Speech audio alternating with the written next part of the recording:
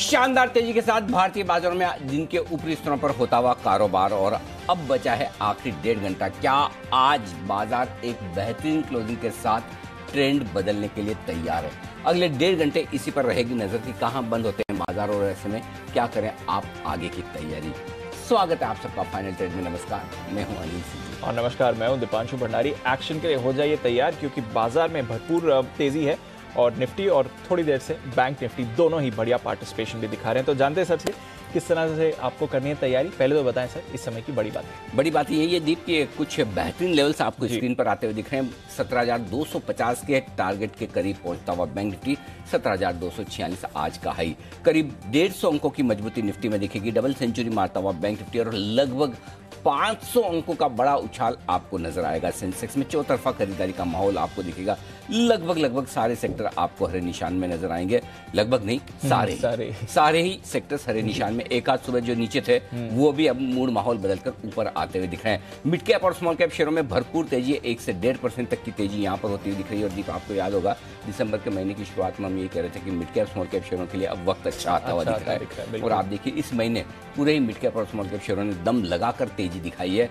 खास तौर से अगर आप मुकाबला करें दिग्गजों का तो उसके सामने कई बेहतरीन तेजी वहां पर होती दिखी। चाहे फिर वो रियल एस्टेट शेयर हो जो मिड कैप शेयर हैं, आईटी शेयर देखिए, मिड कैप आईटी शेयर देखिए। मिड कैप आईटी शेयरों में तो आग लगी हुई है।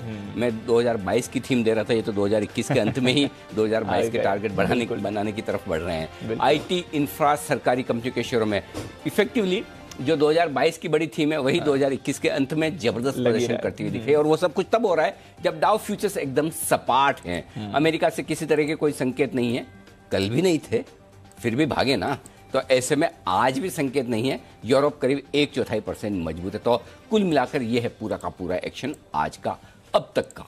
लीड इंडिकेटर तो हम ही हैं सर। एब्सोल्युटली, दुनिया भर में जब काम ही हम ही कर रहे हैं तो फिर इंडिकेटर भी हम ही में ढंग से कर रहे हैं, पूरी तरह से कर रहे हैं, ईमानदारी से कर रहे हैं, मेहनत से कर रहे हैं। तो इसीलिए हमारे संकेत काफी बेहतरीन होते हुए दिख रहे हैं। और बढ़िया तेजी। एक ही हल्की फुल्की आज के सेशन की एक इंपॉर्टेंट चीज है दीप, जो सुबह हम बात कर रहे थे कि ब्रेकआउट देने के लिए आपको बैंक निफ्टी की जरूरत है। हम ये कह रहे थे कि कल बैंक निफ्टी ने बड़ा उछाल दिखा दिया, निचले स्तरों से 1000 पॉइंट की रिकवरी दी। उसके बाद अगर आज बैंक निफ्टी एक ब्रेकआउट दे दे तो निफ्टी को जो हम 17,200-250 के ऊपर की क्लोजिंग चाहिए जिससे मेरा ट्रेंड नेगेटिव से न्यूट्रल हो जाए, करेक्ट, उसके लिए बैंक निफ्टी का सपोर्ट चाहिए। नहीं मिला, लेकिन उसके बावजूद निफ्टी तैयार है और ये बड़ी बात है। आप देखिए 17,250 के आसपास आ चुके हैं। आज अगर आप इन लेवल के ऊपर बंद हो जाते हैं निफ्टी में, आखिरी 1.5 घंटा आपको बचाना है ये लेवल, अगर इसके ऊपर बंद हो जाते हैं तो आप सोचिए बैंक निफ्टी ने अभी तक 35,475 का जो 3 दिन पुराना टॉप है वो नहीं निकाला है। 35,325-350 के आसपास रुक रहे हैं। लेकिन उसके बावजूद निफ्टी अपने दम पर दूसरे सेक्टर्स और दूसरे शेयरों के दम पर ऊपर जा रहा है। ये अपने आप में ताकत दिखाता है। ताकत कहां से दिख रही है वो देखिए। निफ्टी के 50 स्टॉक हरे निशान में, निफ्टी के नहीं होंगे शायद, माफ कीजिएगा, सारे सेक्टर हरे निशान में। निफ्टी में मुश्किल से गिनती के 2-4 स्टॉक हरे लाल निशान में, सिर्फ एक ही लाल। पावर ग्रिड है नहीं है, फर्क ही नहीं पड़ता। और वो भी सॉरी पावर 1% भी नहीं ऐसा नहीं बोलना चाहिए, निफ्टी का स्टॉक है। कभी नाराज हो गया तो पर जो भी है जैसा भी है तो है ना, निफ्टी में हाँ वेटेज नहीं है, इंटरेस्ट नहीं है लोगों का, मतलब ठीक है इसलिए। बट पॉइंट ये है कि इफेक्टिवली सब कुछ होने के बावजूद, बैंक निफ्टी का सपोर्ट नहीं होने के बावजूद जब बाजार ऊपर बढ़ रहे हैं, और आप आज का चार्ट देखिए, मजा आ जाए। बिल्कुल निफ्टी का चार्ट देखिए। बैंक निफ्टी तो ठीक है एक डिप लगाया भी, लेकिन निफ्टी का चार्ट देखिए कहाँ कमजोरी आपको दिखती है। बिल्कुल, मतलब एक तरफा बेहतरीन तेजी धीमे धीमे बनती है, बीच में अगर छोटा सा कोई 30-40-50 पॉइंट का करेक्शन आ जाए तो उसमें तुरंत जो खरीदारी आती है। सो आई एम श्योर एक ब्रेकआउट के लिए हम तैयार होते दिख रहे हैं। रिस्क एक ही होती है, हमेशा होती है, इस बार भी है, हर बार होती है। ट्रेडिंग रेंज के हायर एंड पर हमेशा आपको बाजार वो एक संकेत ऐसा देता है कि ब्रेकआउट होने के लिए तैयार है। अब ब्रेकआउट हुआ है या नहीं हुआ, इसका फैसला, इसका क्लियर कट डायरेक्शन शायद एक दिन इंतजार के बाद कल पता चले। लेकिन अब मेक और ब्रेक वाले लेवल है, यहाँ से आप ब्रेकआउट भी दे सकते हैं और नीचे आना है वापस तो घूमने के लिए भी आप सही जगह पर हैं। क्योंकि 16,800 से परसों ही सुबह भूल गए हो तो बता दूं, याद है सर, 16,835 का लो बनाया था और आज आप 17,235 पर है। तो कम से कम 500 पॉइंट 400 पॉइंट वहां से ऊपर है। तो थोड़ा हो सकता है रुके, देखते हैं। मैं इंतजार कर रहा हूँ 320 का। हालांकि 2:30 बजे भी लेवल दूंगा, स्ट्रेटेजी दूंगा, और डेटा गजब के बन के आए थे। बिल्कुल। अभी जब भी जो मैं डेटा पढ़ रहा था, क्या कमाल के डेटा है, मजा आएगा विश्लेषण करने में, बहुत ही बढ़िया। चलिए, तो डेटा का इंतजार है, स्ट्रैटेजी भी लेंगे 2:30 बजे, और जैसा अनिल जी ने आज सुबह कहा था, ओपनिंग से ज्यादा आज की क्लोजिंग इंपॉर्टेंट है, तो देखते हैं किन लेवल्स पर होगी। पर उससे पहले 1.5 घंटे का एक्शन है आपके लिए तैयार। सबसे पहले बाजार के कुछ अहम ट्रिगर्स और साथ ही आज के खबरों वाले शेयर्स मानसी और वरुण के साथ। गुड आफ्टरनून मानसी, बताएं कौन से ट्रिगर्स पर रखनी है नजर? Good afternoon Deepanshu. Mazagon dock dividend पर बोर्ड बैठक है, ये एक नजर रखनी है। इसके अलावा एसएच केलकर का बायबैक आज बंद हो जाएगा, फ्लोर प्राइस जिसका 210 रुपए का है। इसके अलावा सेबी की बोर्ड बैठक जो है वो काफी अहम इवेंट है आज के लिए, और शाम 4 बजे प्रेस कॉन्फ्रेंस होने जा रही है, इस पर हम सबकी नजर रहेगी। इसके अलावा 29 दिसंबर कल के दिन मंत्रिपरिषद की बैठक है, प्रधानमंत्री मोदी सभी मंत्रियों से शाम 4 बजे मिलने जा रहे हैं। इसके अलावा 30 दिसंबर की बात अगर करें, दिसंबर सीरीज की एक्सपायरी तो होगी ही, 31 दिसंबर से नई सीरीज और साल 2022 की पहली सीरीज यानी जनवरी सीरीज की शुरुआत होने जा रही है।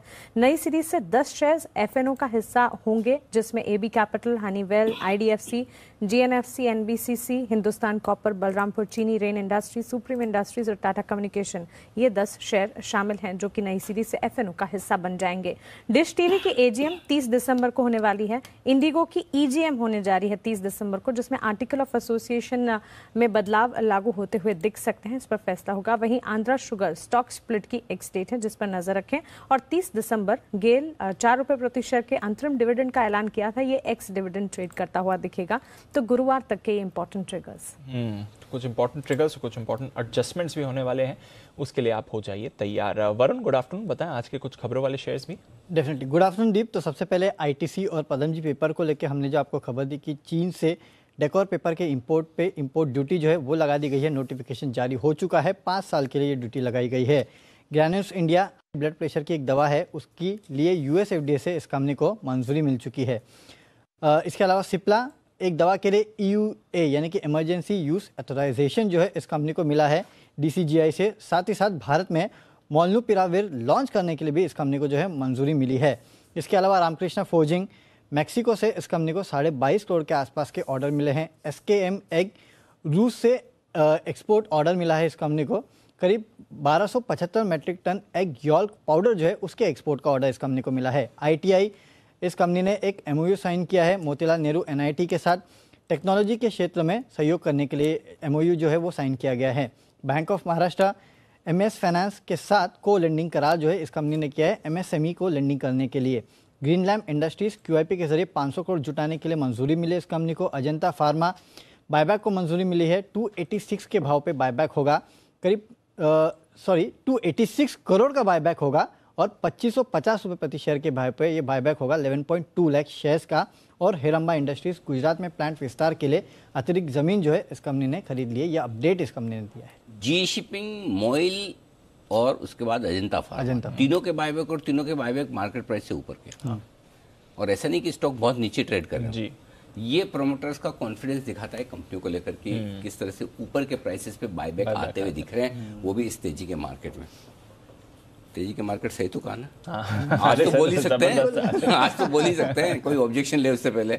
तो तेजी के मार्केट में स्वागत करते हैं हमारे सभी एक्सपर्ट्स का, कुणाल जी, राकेश जी, वागले साहब, सुमित जी, नितिन जी और विजय चोपड़ा साहब, सबका स्वागत है। नितिन जी, आपका कल का कॉल जबरदस्त सुपर हिट रहा, आपने जो कॉल ऑप्शन भी दिया था, एक बार जरा डेटा किस तरह के बन रहे हैं वो भी बताएं, और अगर कोई इस वक्त फ्रेश कॉल आपका बन रहा है निफ्टी बैंक निफ्टी पर तो वो भी बताएं सर। सर डेटा वाइज अगर देखेंगे तो डेटा पूरी तरीके से पॉजिटिव डेटा बन रहे हैं, और डेटा में एक तो 17,200 की जो पुट ऑप्शन है उसमें 45 लाख शेयर का ओपन इंटरेस्ट है, just like a previous day, यानी कि कल के दिन यही सेम डेटा 17,200 में बन रहा था और उसके बाद आज 100 पॉइंट का गैप अप हुआ। और कल जो डेटा बना था उससे मैं कोरिलेट करता हूं कि कल 17,000 की पुट में करीब 45 लाख शेयर का ओपन इंटरेस्ट था और 16,900 में करीब 22 लाख शेयर का ओपन इंटरेस्ट था, फिर आज 100 पॉइंट का गैप अप हुआ। सिमिलर डेटा अभी जो बन रहा है वो 17,200 और 17,100 में बन रहा है, यानी कि स्ट्रेट वो 100-125 पॉइंट ऊपर शिफ्ट हो गई है।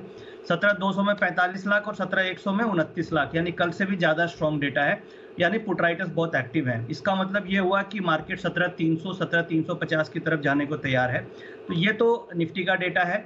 और निफ्टी के जो कंपोनेंट्स हैं उसमें बैंक रिलायंस में बाइंग इंटरेस्ट डेवलप हो रहा है जो लीड कर सकता है। दूसरा टीसीएस और इन्फोसिस और एलएनटी, ये तीनों स्टॉक्स में बाइंग इंटरेस्ट आ रही है और ओपन इंटरेस्ट ऐड हो रहे हैं।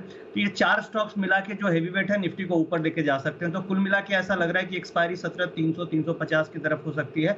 व्यू पॉजिटिव बन रहा है और यहाँ से बैंक निफ्टी में भी लीडरशिप आ सकती है।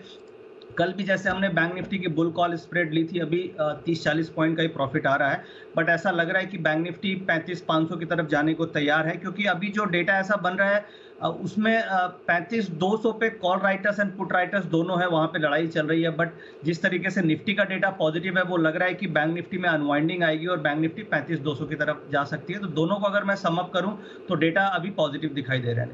ओके, तो डेटा पॉजिटिव इस समय दिखाई दे रहे हैं। ये है आपके लिए बात इस समय बाजार के सेटअप की। चलिए, काफी सारे स्टॉक्स भी हैं जो एक्शन में हैं और एक एक करके इन स्टॉक्स पर करते हैं चर्चा, क्योंकि बढ़िया मूव आती हुई दिख रही है। एशियन पेंट्स आज का टॉप गेनर 3360 के लेवल को क्रॉस करते हुए। वागले साहब की भी तरफ से इस पर आई थिंक कल ही कॉल आती हुई दिखी थी। वागले साहब, एशियन पेंट्स बढ़िया मूव दिखा रहे हैं सर, क्या करना है इसमें? Afternoon Anil ji, good afternoon. वैसे ये आज ही कॉल थी हमारी एशियन पेंट्स पे और मेरा मानना ये 3400 की तरफ की मूव की कंटिन्यूएशन है।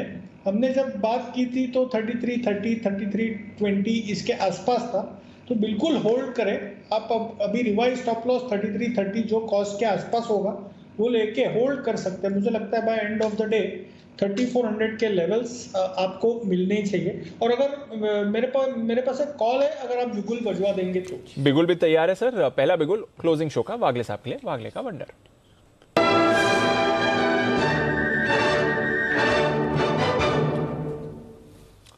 बताएं सर। दीपांशु, टाटा मोटर्स ने अभी एक इंपॉर्टेंट लेवल ब्रेक किया है 480 का। अभी 482 8220 के आसपास का भाव है। मुझे लगता है 4 से 5 रुपए का रिस्क होगा। 477 का स्टॉप लॉस होगा। 495 टू 498 तक की मूव मैं एक्सपेक्ट कर रहा हूँ कल के दिन तक।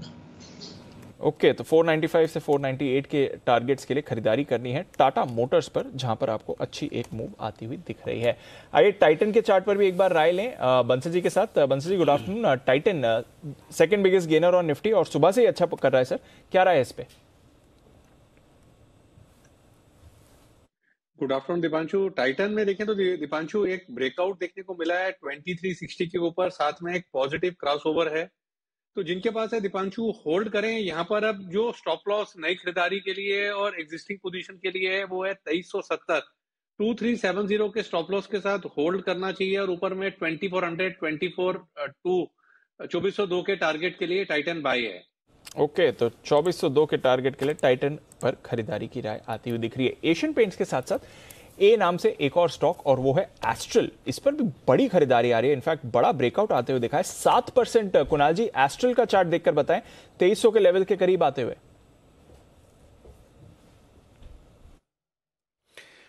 देखिए, बहुत जबरदस्त चार्ट है दीपांशु। बड़ा ब्रेकआउट आज आया है, स्टॉक कंसोलिडेट कर रहा है और ऊपर जो रेजिस्टेंस है वो 2350 से 2400 के बीच में है और ये लेवल्स भी अगर पार हो गए तो फिर एस्ट्रल में आपको एक नया ब्रेकआउट देखने को मिलेगा। ऊपर के लेवल्स दिखाई देंगे। तो जिनके पास है निश्चिंत होकर के बने रहें।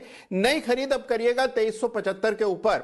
अगर पहले की खरीद है तो बिल्कुल बने रहें। और साथ में डिस्क्लोजर ये है दीपांशु की मेरा निजी निवेश इसमें लंबे समय से।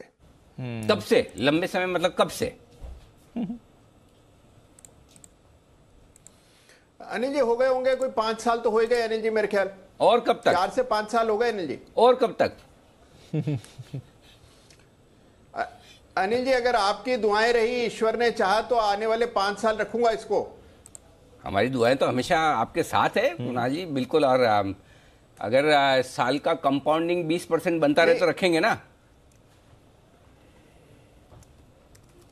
100% अनिल जी, जब तक बाजार को आउट परफॉर्म करता रहेगा बिल्कुल होल्ड करूंगा।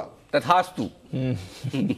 अच्छा कुणाल, आपको जो आपके ये अगले 5 साल में वेल्थ बनेगी एस्ट्रल लिमिटेड में, उसमें कितना हिस्सा राकेश जी को चाहिए? राकेश जी ये कहना चाहते हैं। जी राकेश जी बोलिए।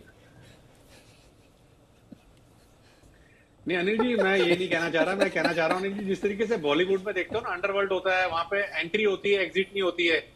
तो अनिल जी, कुणाल जी के पोर्टफोलियो में जो स्टॉक आ जाता है वो आउट परफॉर्म ही करता है। मतलब कि कभी ना तो अंडर परफॉर्म करता है ना कभी बाहर निकलता है। वहां सिर्फ अनिल जी एंट्री है, एग्जिट होती नहीं है। ना ऐसा नहीं है, कुछ कुछ को निकाला भी है, जिन लोगों ने उम्मीद के मुताबिक प्रदर्शन नहीं किया उनको बेचा भी, लेकिन बात वही है ना कि निकालेंगे कैसे? जब कुणाल जी पसंद कर रहे हैं सोच समझकर, रिसर्च करके, चार्ट्स देख के, पढ़ लिख कर, तो वो अंडर परफॉर्म करेगा कैसे? बात तो वही है, इसलिए निकलने का मौका नहीं मिलता। जब स्टॉक में क्वालिटी हो, बिल्कुल लॉन्ग टर्म विजन हो, पैसे की मारामारी नहीं हो, पेशेंस हो, तो फिर तो पैसा बनेगा।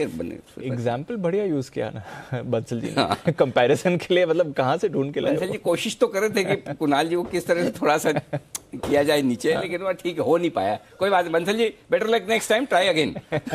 ओके, तो चलिए ये है आपके लिए कुणाल जी की तरफ से एस्ट्रल लिमिटेड पर आए, जो उनके पोर्टफोलियो में भी है शामिल। ये स्टॉक बहुत ही गजब का प्रदर्शन करता हुआ दिखा है अब तक लगातार और बार बार।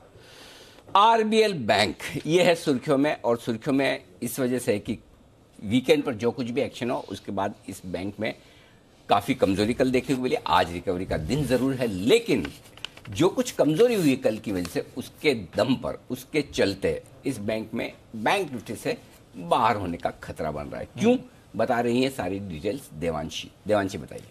बिल्कुल, आप देखिए आज इडलवाइस रिसर्च की एक रिपोर्ट आती हुई दिखी थी और उनके मुताबिक जो निफ्टी बैंक में आने वाले साल में यानी कि 2022 में जो पहला रिव्यू होता हुआ दिखेगा, उसमें ये उम्मीद की जा रही है कि बैंक ऑफ बड़ौदा अब एक बार फिर निफ्टी बैंक में शामिल होता हुआ दिखेगा और वो आरबीएल को रिप्लेस करेगा। हमने आपको कल ही बताया था कि आरबीएल बैंक का बहुत ज्यादा वेटेज नहीं है निफ्टी बैंक पर, 0.75% का वेटेज है, लेकिन माना जा रहा है कि बैंक ऑफ बड़ौदा अब आरबीएल को रिप्लेस कर सकता है, यानी कि आरबीएल बैंक एग्जिट करेगा निफ्टी बैंक से और उसकी जगह बैंक ऑफ बड़ौदा लेती हुई दिखेगी। बैंक ऑफ बड़ौदा का जो कुल वेटेज अनुमान लगाया जा रहा है 1.8% का है और इसी के चलते बैंक ऑफ बड़ौदा के लिए काफी पॉजिटिव है, क्योंकि बैंक ऑफ बड़ौदा अगर शामिल हो जाता है तो कुल मिला के $61 मिलियन से लेकर $63 मिलियन तक के जो इन्फ्लोज हैं वो होने की उम्मीद है। और आरबीएल बैंक के लिए नेगेटिव साबित हो सकता है, क्योंकि अगर आरबीएल बैंक निफ्टी बैंक से एग्जिट करता है तो करीब $27 मिलियन से लेकर $28 मिलियन तक की जो बिकवाली है वो आरबीएल बैंक में अतिरिक्त आ सकती है। तो इसी के चलते आज आरबीएल बैंक के लिए थोड़ी सी नेगेटिव खबर है, लेकिन बैंक ऑफ बड़ौदा के लिए पॉजिटिव है। ओके, बैंक ऑफ बड़ौदा के लिए अच्छी खबर, आरबीएल बैंक के लिए नेगेटिव, निफ्टी से बाहर निकलने का खतरा। और कल इसलिए हम आपको समझा भी रहे थे कि डरिए मत, ऐसा मत सोचिए कि आरबीएल की वजह से बैंक निफ्टी गिर जाएगा। सिर्फ 0.1% का वेटेज था, बिल्कुल। और कल आपने देखा किस तरह से सेंटिमेंट जरूर खराब किया, लेकिन बाकी कुछ खराब नहीं कर पाया। हाँ, और कैसा घूमा बैंक निफ्टी पूरा यू टर्न लेकर, जो आपने सबने कल देखा अपनी आंखों के सामने। एक और बैंक बहुत तेजी से घूमता दिख रहा है और कुछ बड़े एक्शन के लिए तैयार होता दिख रहा है, और वह है आईडीएफसी फर्स्ट बैंक। 3% की मजबूती डे हाई पर 48 रुपए पर आता हुआ दिख रहा है। क्या कुछ कमाल करने की तैयारी है आईडीएफसी बैंक की? फिर से वही दीप जो खबरें चलती रिवर्स मर्जर वाली, धीरे धीरे सारे है ना लोग एक्शन में आते हुए दिखते हैं कि वापस से आईडीएफसी फर्स्ट बैंक, आईडीएफसी का मर्जर, रिवर्स मर्जर, ये वो। एनीवे, क्या होता है कब होता है पता नहीं, लेकिन हाँ स्टॉक में एक्शन जरूर है, दिन के हाई पॉइंट पर है, गर्म भी है, मजबूत भी है। सुमित जी बताएंगे और क्या 50 के नीचे का स्टॉक है? सुमित जी आपकी रडार पर आना चाहिए ये स्टॉक, बताइए। अनिल जी बिल्कुल एकदम सही कहा आपने, ये स्टॉक कंसोलिडेट कर रहा है और कंसोलिडेशन के बाद लोअर लेवल से अभी बाउंस बैक के संकेत दे रहा है। तो इसका सबसे पहले तो हडल है 48 रुपए का। 48 रुपए का हडल एक बार निकलता है तो स्टॉक 50 से 52 रुपए तक का मूव जल्दी शॉर्ट टर्म में दिखा सकता है और उसके बाद ये रैली और भी एक्सटेंड करेगा। मेरे को लग रहा है कि ये बैंक के अंदर बाइंग पोजीशंस होल्ड करें, डीप आता है अगर तो खरीदारी करें और यहां पर भी खरीदारी करके चले। 48 के बाद 50 से 52 रुपए तक का मूव आईडीएफसी फर्स्ट बैंक में देखने को मिल सकता है। तो आईडीएफसी फर्स्ट बैंक 50 से 52 तक के लेवल्स के लिए कर रहा है तैयारी। इस बीच आईडीएफसी लिमिटेड पर भी रखिए नजर, क्योंकि ये आईडीएफसी फर्स्ट को आउट परफॉर्म करते हुए दिख रहा है। 10% का उछाल इस काउंटर पर आपको आते हुए दिख रहा है। वैसे 20% का सर्किट है, बट इस पर भी रखिएगा नजर, क्योंकि जनवरी सीरीज से यानी कि 31 तारीख से ये वायदा कारोबार का हिस्सा बनने वाला है। जो 10 स्टॉक्स की एंट्री हो रही है उसमें ये भी एक काउंटर है जो शामिल होगा। तो नजर रखिएगा आईडीएफसी लिमिटेड, आईडीएफसी फर्स्ट, दोनों पर अच्छा एक्शन बनते हुए दिख रहा है। पर आइए सुमित जी से उनकी कॉल लेते हैं। बिगुल सुमित का सुपर हिट।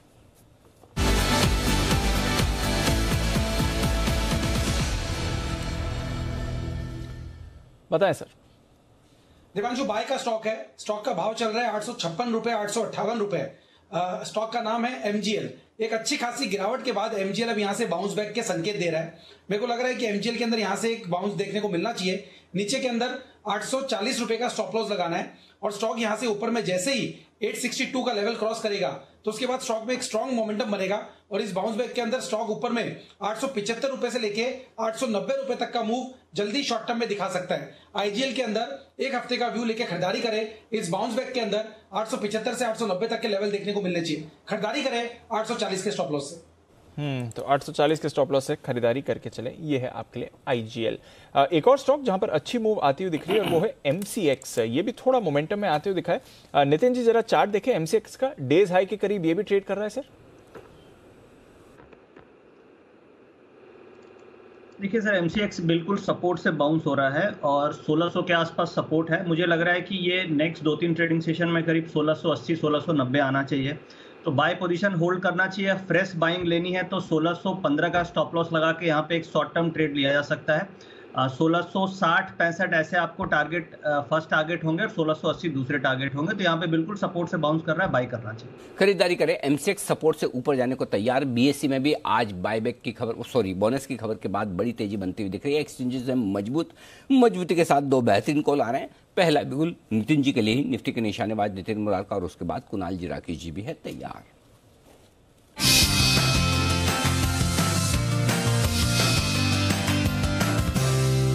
बताएं नितिन जी।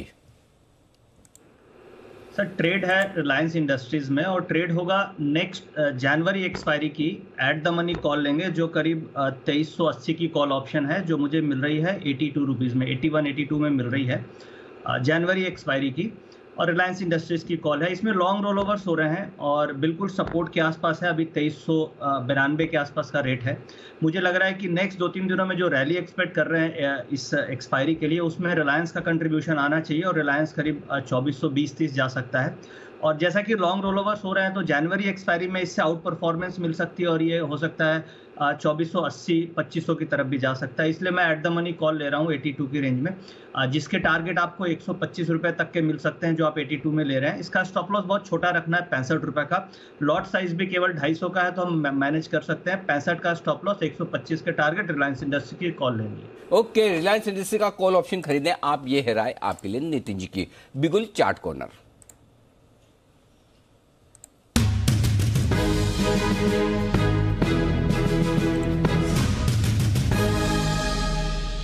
बताएं sirs. Anil ji chart corner pick है अदानी इंटरप्राइजेस। टेक्निकल स्ट्रक्चर काफी स्ट्रांग है, नीचे में एक अच्छा बेस है और जिस तरीके का स्ट्रक्चर है ये स्टॉक अनचार्टेड टेरिटरी में जाने की तैयारी कर रहा है, तो उससे पहले इन्हीं स्तरों पर लेने की राय है। ओवर टू कुणाल जी। अनिल जी देखिए 6 दिनों से लगातार धीरे धीरे करके अडानी एंटरप्राइजेज ऊपर आया और अब 1740 पर एक बड़ा रेजिस्टेंस है जिसको करने की पूरी तैयारी यहां पर दिख रही है। अभी उसके ऊपर चल रहा है और जिस तरह का चार्ट स्ट्रक्चर है इसमें एक बड़ा ब्रेकआउट दर्ज होगा और अडानी एंटरप्राइजेज तेज रफ्तार बढ़त के लिए जाना जाता है, तो इन स्तरों पर बाय करके चलें। ब्रेकआउट स्तर यानी कि 1740 का ही स्टॉप लॉस रख लें। पहला टारगेट होगा 1790 रुपए का, 1790 का, और उसके बाद 1825 का अगला टारगेट है, तो 1825 के टारगेट के लिए अडानी में खरीदारी कराए।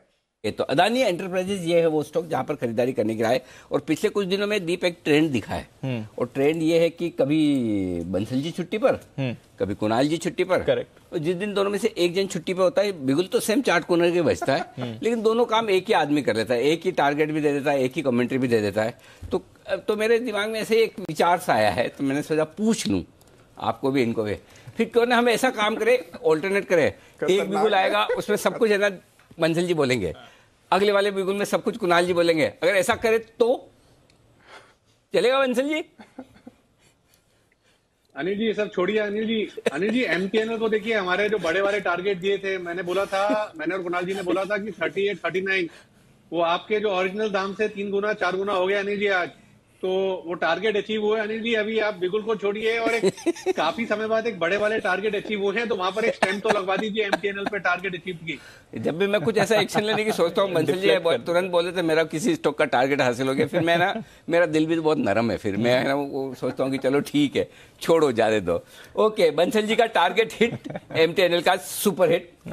एक्चुअली मुझे याद है एमटीएनएल के वक्त जब हमने एमटीएनएल बोला था पहली बार, तो काफी लोगों ने ट्रोल भी किया, बोले ये क्या है वो क्या है, लेकिन तब हम यही बोल रहे थे कि जो लैंड बैंक है इनके पास में उसकी क्या वैल्यू है वो समझना है। वक्त लगता है आने में, लेकिन अगर आपके 2 साल 3 साल में स्टॉक 4 गुना हो जाए, 3 गुना हो जाए, और क्या चाहिए। तो बस वही है, हाई रिस्क हाई रिटर्न वाले ये स्टॉक्स होते हैं। देखिए अब आज 38 रुपए 39 रुपए में लाइन लगा के सबको लेना है। 21 के लेवल पर आपने बात करी। 21 वही बोलो, अब सबको लेना है, कोई बात नहीं। MTNL ये है आपके लिए स्टॉक दमदार एक्शन में आता हुआ दिख रहा है। एक और स्टॉक है जहां पर भरपूर एक्शन होता दिख रहा है, वो है जुबिलेंट इंडस्ट्रीज। अभी हमारी रिसर्च टीम बता रही कि 6 महीने में 3 गुना हुआ है ये। SIP स्टॉक में रिकमेंड करने के बाद 23 अप्रैल को 220 रुपए के दाम पर हमारी रिकमेंडेशन थी जुबिलेंट इंडस्ट्री। और एक दो स्टॉक हैं जो खराब भी रहे, जैसे स्ट्राइड्स फार्मा, उसमें कई लोग परेशान भी हो, तो बात सही भी है, वो 40% 50% नीचे भी आ गया रिकमेंडेशन प्राइस है। लेकिन बात यह है कि एक आध स्टॉक आपका 50% नीचे आ सकता है, लेकिन बाकी स्टॉक अगर आपके 50%, 100%, 200% बढ़ जाए तो 10 में से एक आध स्टॉक कोई खराब हो भी सकता है कि जो आपको उतना परफॉर्म नहीं करे। 50 तो खैर हाईएस्ट है, बाकी स्टॉक्स तो इसीलिए आपके लिए पोर्टफोलियो बनाकर रखना जरूरी होता है ताकि आपको उसका पूरा फायदा मिल पाए। ओके, वागले साहब तैयार है? वागले का wonder.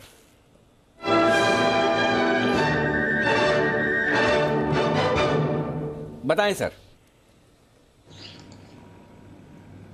Anil ji, Tata chemicals bye करके चलना है। 905 906 का भाव है, मुझे लगता है ये 915 से 918 आज के दिन में ही जा सकता है, और पोजिशनली 930 932 935 तक जा सकता है 2 से 3 दिनों में। आपका स्टॉप लॉस 897 का होना चाहिए।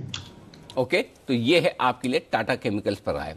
आइए एक और इंटरेस्टिंग रिसर्च आपके सामने आ रही है, और उस रिसर्च पर हमारे साथ जुड़ रहे हैं विजय चोपड़ा साहब, एनॉक वेंचर्स के।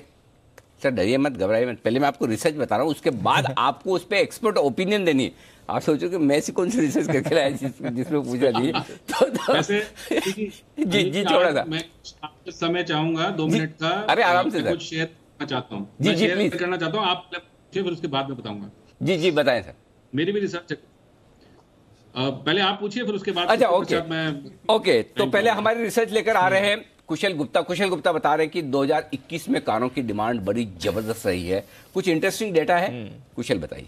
अनिल सर, यहाँ पर प्री पैंडेमिक के जो लेवल्स थे ना कार रजिस्ट्रेशन के, वो मुंबई में पर्टिकुलरली वो 13% ज्यादा उछाल हुआ है 2021 मतलब कोविड के पहले जितनी कारें बिकती थी उससे ज्यादा बिक रही है। कोविड के पहले जितने घर बिक रहे थे उससे ज्यादा बिक रहे हैं। कोविड के पहले जितने कपड़े बिक रहे थे उससे ज्यादा बिक रहे हैं। बिल्कुल समझ में आ गया। हाँ, सो यहाँ पर जो लेवल्स आ रहे हैं अब कंपैरेटिवली काफ़ी अच्छी डिमांड जो है, ऑब्वियसली सोशल डिस्टेंसिंग को देखकर जो है काफ़ी सारे बायर्स जो हैं वो इंटरेस्टेड रहे हैं, और इसी वजह से आपकी जो रजिस्ट्रेशन है मुंबई में चारों जो RTOs हैं वहाँ पर कुल मिलाकर 13% का इजाफा होता हुआ दिखा है कार्स और SUVs की अगर आप बात करें स्पेसिफिकली। इनफैक्ट 2020 के मुकाबले ऑलमोस्ट 47% की ग्रोथ हमें देखने को मिली है, और 2021 में यहाँ पर स्पेसिफिकली जो SUVs हैं उसका जो रुझान है वो क्लियर कट बढ़ता हुआ नजर आया है। अब SUVs की तो हमने बात कर ली, पर डेफिनेटली जिस तरह की लग्जरी कार स्पेस में डिमांड है वो काफी शानदार होती हुई दिखी है, और 2021 में रिकॉर्ड जो है बिक्री होती हुई दिखी है लैम्बोर्गिनी इंडिया की। अब आप देखिए, लैम्बोर्गिनी ने 2019 में लगभग 52 गाड़ियां बेची थी, in fact 52 units to be precise, exact ये यूनिट्स इन्होंने बेची थी, यानी कि एक कार पर वीक लैम्बोर्गिनी 2019 में और उसको भी रिकॉर्ड को तोड़ दिया। वो गाना कब आया था लैम्बोर्गिनी वाला? उसके बाद शायद बिक्री बढ़ी है ना, दिल्ली में स्पेशली। ओके, तो ये जो लेवल्स हैं ये, और अब प्राइसिंग की मैं बात करूं तो on road pricing 4 crore plus है। अच्छा, इस गाड़ी का नाम के लिए हमेशा हमें स्वाति की जरूरत पड़ती है। लैम्बोर्गिनी अलग अलग है, पंजाब में अलग बोला जाता है, लैम्बोर्गिनी सब जगह अलग अलग नाम है। तो चलो ठीक है, जब तक 4 करोड़ ना हो तब तक आपकी मर्जी है जो वो बोलो। जब 4 करोड़ आपके पास और गाड़ी खरीदो तब सही बोलना जरूरी है। तब तो और मर्जी है दो बोलो, फिर तो ये भी बात ठीक है, ये भी ठीक। और सर ये एक और चीज कहूंगा, इसमें ये ट्रेडिशनल जो बिजनेस फैमिलीज है उनकी ओनरशिप नहीं हो रही है इसमें, एज कम्पेयर टू बाकी जो मिलेनियर्स अभी स्टार्ट। भाई साहब वो कभी खरीद ही नहीं सकते सवाल ही पैदा नहीं होता है। कितने मैं आपको बता सकता हूँ, कम से कम 25-50 ऐसे MD बता सकता हूँ। सबको दिखाओ एक बार जरा लाइन पर, मैं बताता हूँ 25-50 MD ऐसे बता सकता हूं मैं आपको जो बेचारे वो होंडा सिटी चलाते होंगे या मतलब कौन सी और दूसरी ढंग इस रेंज की 15-20 लाख रुपए की रेंज वाली, और उनके बच्चे BMW मर्सिडीज चलाते हैं। तो वो खुद से तो होते ही नहीं हो, तो आप अपनी नेक्स्ट जनरेशन ही खर्चा करेगी, ये बात है। कुणाल जी ठीक है ना? अनिल जी 100%, अनिल जी 101%, अनिल जी बिल्कुल ठीक कह रहे हैं। बिल्कुल अनिल जी, मेहनत की कमाई इस तरह खर्च नहीं होती अनिल जी। हाँ, और अब इसमें बंसल जी के सवाल का पूरा जवाब आ गया। जो एस्ट्रल लिमिटेड और बाकी जो शेयर है ना, जो वो अंडरवर्ल्ड की तरह इनके पोर्टफोलियो में घुस जाते हैं, बाहर निकलते नहीं है, ये सारे के सारे छोटे कुणाल जी के काम आएंगे। हाँ। इनसे नहीं बेचे जाएंगे, उनके काम आएंगे। हो सकता है वो और आगे बढ़ाए, इनको हमारी शुभकामनाएं भी साथ में, बट बता रहा हूँ मतलब इनसे जो मजे लेने होंगे ना, इन सारे शेयरों को बेच के जो लाइफ एंजॉय करनी, वो करेंगे। इसलिए कुणाल जी आपके पास अभी भी मौका है, आप चाहें तो बंसल जी और बंसल जी जैसे जो बाकी पैनल पे सारे आपके दोस्त लोग हैं, उन पर दिल जान से आप खर्चा करें। 1 लाख तो हमारे। ओके, बताइए बाकी की रिसर्च। तो यहाँ पर जिस तरह की रिकॉर्ड लेवल पर सेल्स होती हुई जा रही है, कहीं ना कहीं जिस तरह का रुझान बन रहा है लोगों में, खासकर सोशल डिस्टेंसिंग को लेकर, और एक ऑब्वियसली मैं लैम्बोर्गिनी की मैं बात कर रहा था, तो वहाँ पर डेफिनेटली जो नए ज़माने के मिलियनेयर्स बनते हुए नज़र आए हैं, जिसकी आप बिलियंस ऑफ डॉलर्स में वैल्यूएशंस देखते हैं काफ़ी सारे स्टार्टअप्स की, तो वहाँ पर उनका जो अपनी सक्सेस को प्रूव करने के लिए कहीं ना कहीं इसका रुझान जो है क्लियर कट बढ़ता जा रहा है लैम्बोर्गिनी और साथ ही बाकी जितनी भी कारें हैं। तो स्पेसिफिक्स अगर आप देखें तो यहाँ पर जो नंबर ऑफ यूनिट्स है कार रजिस्ट्रेशंस में 2021 में ऑलमोस्ट 56,690 यूनिट्स यहाँ पर रजिस्टर हुए हैं, और 2019 में करीब 50,000 यूनिट्स ही रजिस्टर हुए थे। तो यहाँ पर सिग्निफिकेंट स्पाइक आपको देखने को मिला है प्री पेंडेमिक के लेवल्स के मुकाबले। जी चोपड़ा साहब, अब बताएं आप अपनी राय इस रिसर्च पर। कारों की जो बिक्री जबरदस्त होती दिख रही है, स्पेशली बड़ी बड़ी कारों की, क्या कहेंगे सर? देखिए अनिल जी, मुझे लगता है पोस्ट पेंडेमिक जहां पर भी पैसा था, जिस भी फैमिलीज में जो आप बात कर रहे हैं, बहुत सारे जो बड़े बड़े लोग हैं, ईडीज हैं, सीईओज हैं, डायरेक्टर्स हैं, एक फैक्टर तो आया है, जैसे रिवेंज टूरिज्म में हमने देखा, या लोग कहते हैं कि अगर पैसा है तो इसको इस्तेमाल किया जाए और जिंदगी जी जाए। क्या फायदा उस पैसे का जो बैंकों में पड़ा रह जाए और डिपॉजिटरीज में पड़ा रह जाए, जैसे आपने बोला कुणाल जी के बच्चों के लिए जो उन्होंने स्टॉक्स लेके रखे हैं, तो उससे कोई फायदा नहीं है। तो मुझे लगता है कि एक फैक्टर प्ले कर रहा है। दूसरी बात, कहीं पेंट अप डिमांड भी थी जो मुझे लगता है प्ले आउट कर रही है, और पूरा का पूरा ऑटो क्षेत्र जो है वो कहीं ना कहीं परेशानी के दौर से गुजरा 4-5 सालों में। BS3, BS5, BS6 के इश्यूज रहे, फिर उसके बाद जो EVs के ऊपर बात आई, तो मुझे लगता है कहीं ना कहीं ऑटो क्षेत्र के लिए अच्छी खबर है। और जैसे अभी भी मारुति का स्टेटमेंट आया था कुछ दिन पहले कि वो लोग EVs में अब एंटर करेंगे, तो I think it's good welcome news. और खासकर जो लग्जरी सेगमेंट है उसमें अगर बढ़ोतरी देखने को मिल रही है सेल्स की, तो ये बात है कि कहीं ना कहीं पैसा निकल रहा है जो इकोनॉमी में आएगा, और जो अच्छी बात है। मतलब पैसे का अब आदान प्रदान शुरू हुआ है, और जो HNIs हैं, अल्ट्रा HNIs हैं, वो इस्तेमाल कर रहे हैं। और इस बार अगर आप एक ट्रेंड और देखें कि जितने भी लग्जरी होटल्स हैं, जहां पर भी मैं पिछले दिनों में कहीं गया, तो भरे पड़े हैं, और वहाँ पर ज़बरदस्त कंजम्पशन है, बहुत लोग ट्रैवल कर रहे हैं, बिजनेस ट्रैवल शुरू हो गया है, लोग हॉलिडे कर रहे हैं, तो कहीं ना कहीं ये खर्चा करने की प्रवृत्ति वापस आ रही है, जो कि अच्छा है इकोनॉमी के लिए, और इट शुड पे डिविडेंड्स। और अगर आप कहें तो मैं अपना कुछ रिसर्च शेयर करना चाहता हूँ। बिल्कुल शेयर करिए। उसमें कुछ दिनों पहले एक ट्वीट शेयर किया था कुणाल जी ने, वो ट्वीट संस्कृत में था, उसका साथ में हिंदी अनुवाद भी लिखा था कुणाल जी ने, जब तक जियो उधार लेके घी पियो। याद आया कुणाल जी? आप ये मत सोचिए कि मैं शो के दौरान ही आप पर नजर रखता हूँ, ध्यान सब रहता है मेरे को, याद है ना? अनिल जी गजब की रिसर्च है आपकी। अनिल जी बिल्कुल, अनिल जी याद है, और गजब की रिसर्च है अनिल जी आपकी। बेसिकली आजकल की जनरेशन वैसी, वो अमेरिका का क्रेडिट कल्चर है, जो चोपड़ा साहब बता रहे हैं, वो ये कि भाई कि जब तक जियो उधार लेके घी पियो टाइप वाले के, दूसरों के लिए क्यों यू ओनली लिव वंस, वो वाली फॉर्मूला पे आजकल की नेक्स्ट जनरेशन चल रही है। हम तो वो पीछे वाली जनरेशन और आगे वाली जनरेशन के लिए रह गए। जब तक छोटे थे तब तक पेरेंट्स और उनके लिए, बाद में अब बच्चों के लिए, अब वाली जनरेशन के मजे हैं खुद के लिए। ठीक है भाई, ऊपर वाले ने जब पैदा किया तब उस हिसाब से भाई ठीक है। आइए चोपड़ा साहब की बेहतरीन रिसर्च आ रही। चोपड़ा साहब 2 मिनट का इंतजार, जल्दी से सुमित जी का पास एक ऐसा स्टॉक है जो बहुत जल्दी एक्शन में आने वाला है, एक बिगुल उनके लिए, सुमित का सुपर हिट।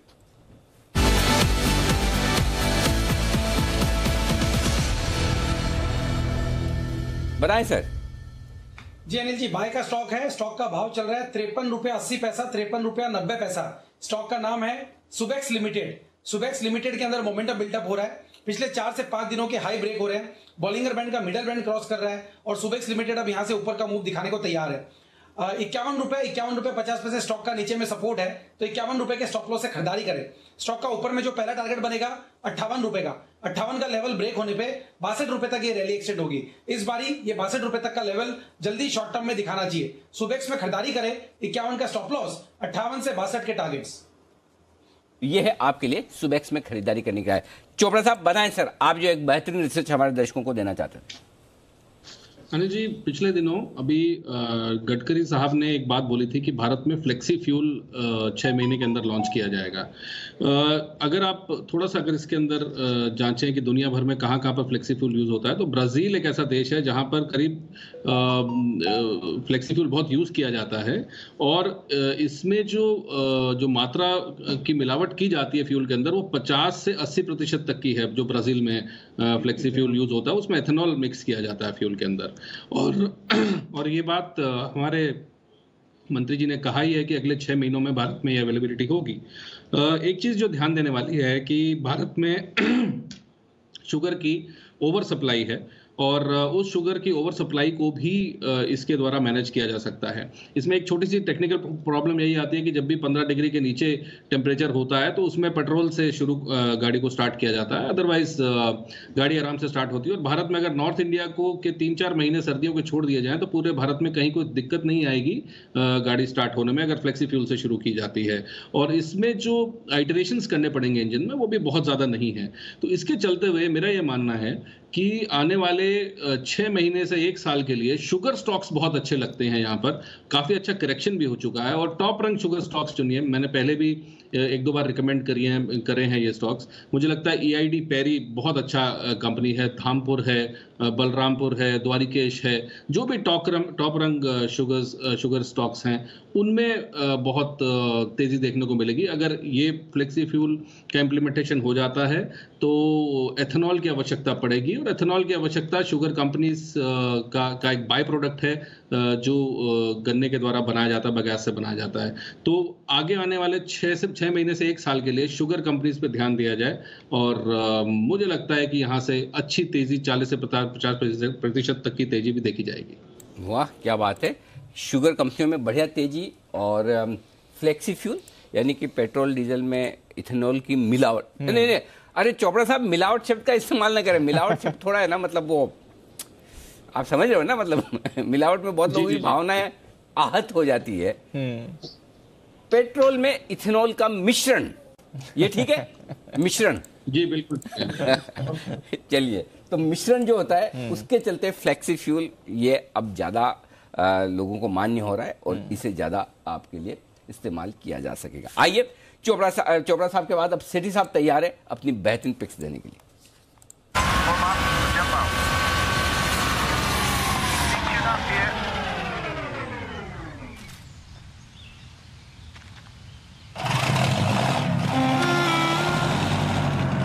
आने वाली खुशी के लिए एक ख्याल ही काफी है। इबिक्स कैश हर खुशी के लिए काफी है।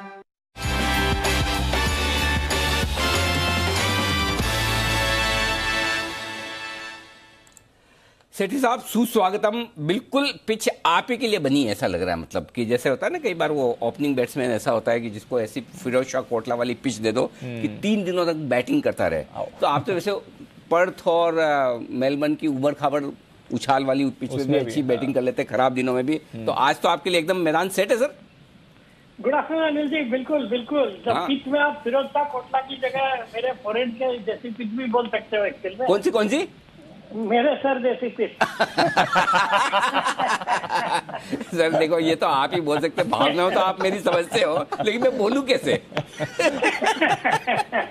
बताए सर। बिल्कुल अनिल जी, दो स्टॉक, दोनों कैश मार्केट के स्टॉक और खरीदारी करनी है रोज की तरह। और अब तो अनिल जी आज की जो स्क्रीन है बिल्कुल मिड कैप स्मॉल कैप के लिए एक बहुत ही अच्छा समय आने जा रहा है। और ये मुझे लगता है इस सप्ताह भी, चाहे वो कोई भी कारण हो, एनएवी मैनेजमेंट हो, हम ईयर एंड की तरफ है, या ये मिड कैप स्मॉल कैप में काफी पिटाई हो चुकी है, बाजार में तेजी बढ़ रही है, तो डेफिनेटली बहुत ही अच्छा टाइम है मिड कैप स्मॉल कैप्स के लिए। और उसी सेगमेंट से दो स्टॉक मैंने आज पिक किए जो कि अच्छा करना चाहिए।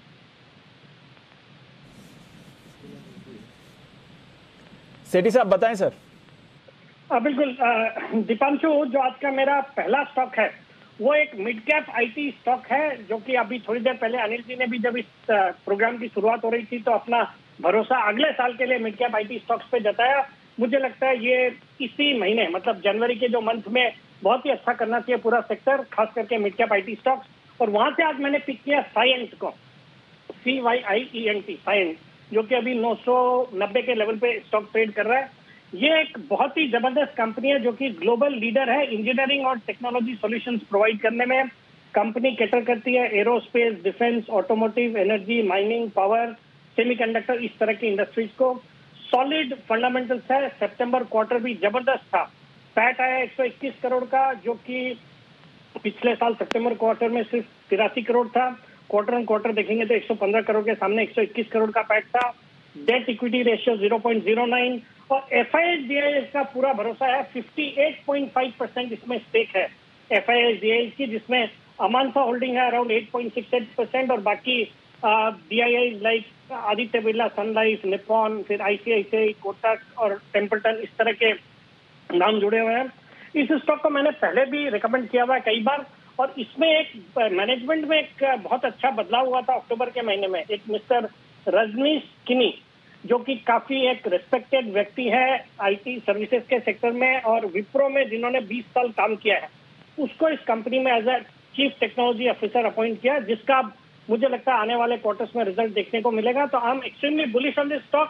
और वैसे भी अपने जो हाइज है, इसके ईयरली हाइज है 1292 के, वहां से अच्छा खासा करेक्ट होकर इन लेवल्स पे अवेलेबल है ये स्टॉक।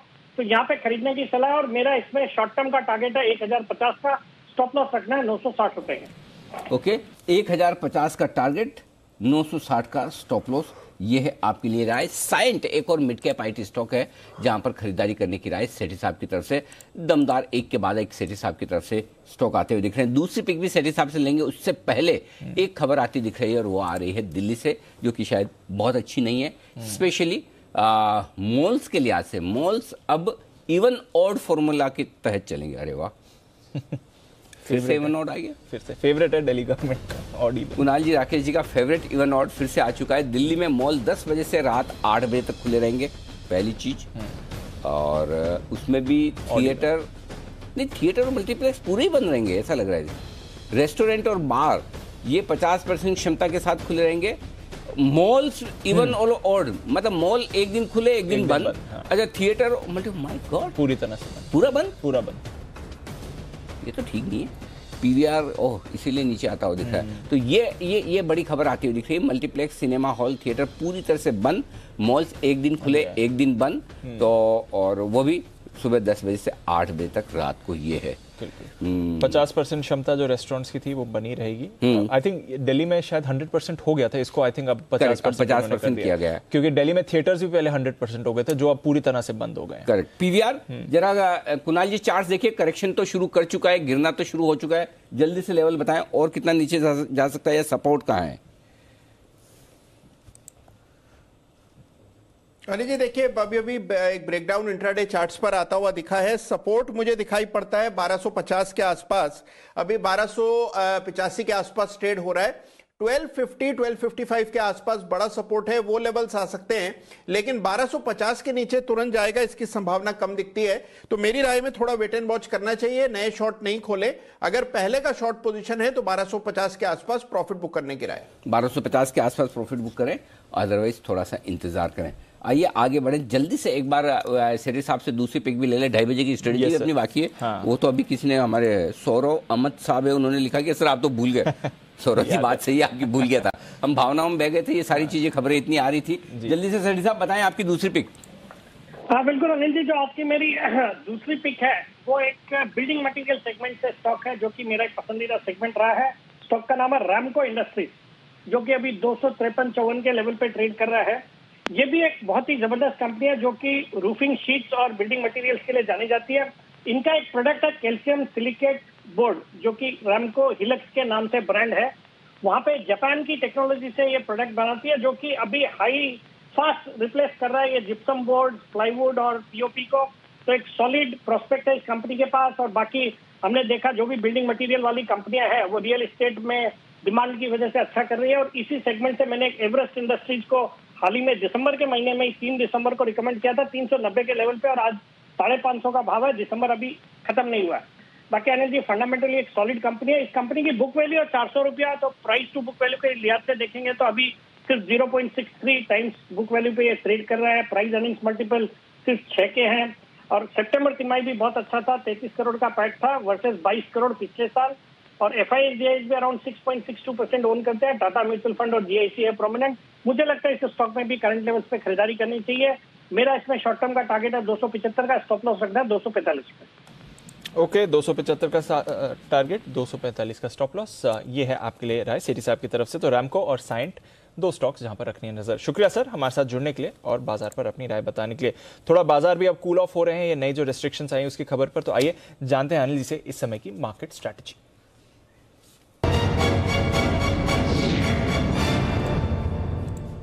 सर, ग्लोबल बाजार तो फिलहाल ठीक ठाक है। डाउ 60 अंक ऊपर है कल 350 पॉइंट्स की तेजी के बाद। नैस्डैक फ्यूचर्स में कल जबरदस्त एक्शन दिखा था, आज भी 1/4% ऊपर दिख रहे हैं, बल्कि अब तो 0.5% ऊपर है।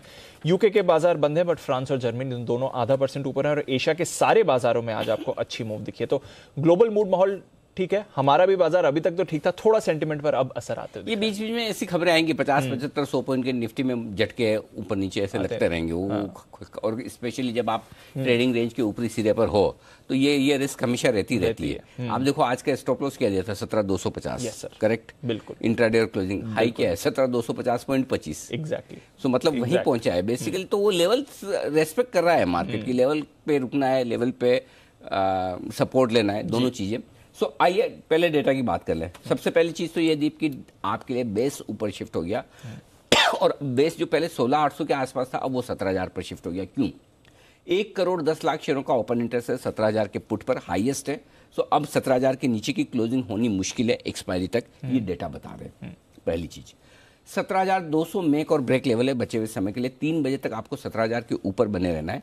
17,000 के ऊपर हैं अब बचे हुए समय के लिए, तो वहां से 1 पॉइंट गिनिए। 17,000 के नीचे हैं तो अभी जैसे 15 पॉइंट 14 पॉइंट आप नीचे हैं, ऐसे मान के चलिए। क्यों ऐसा कह रहा हूँ?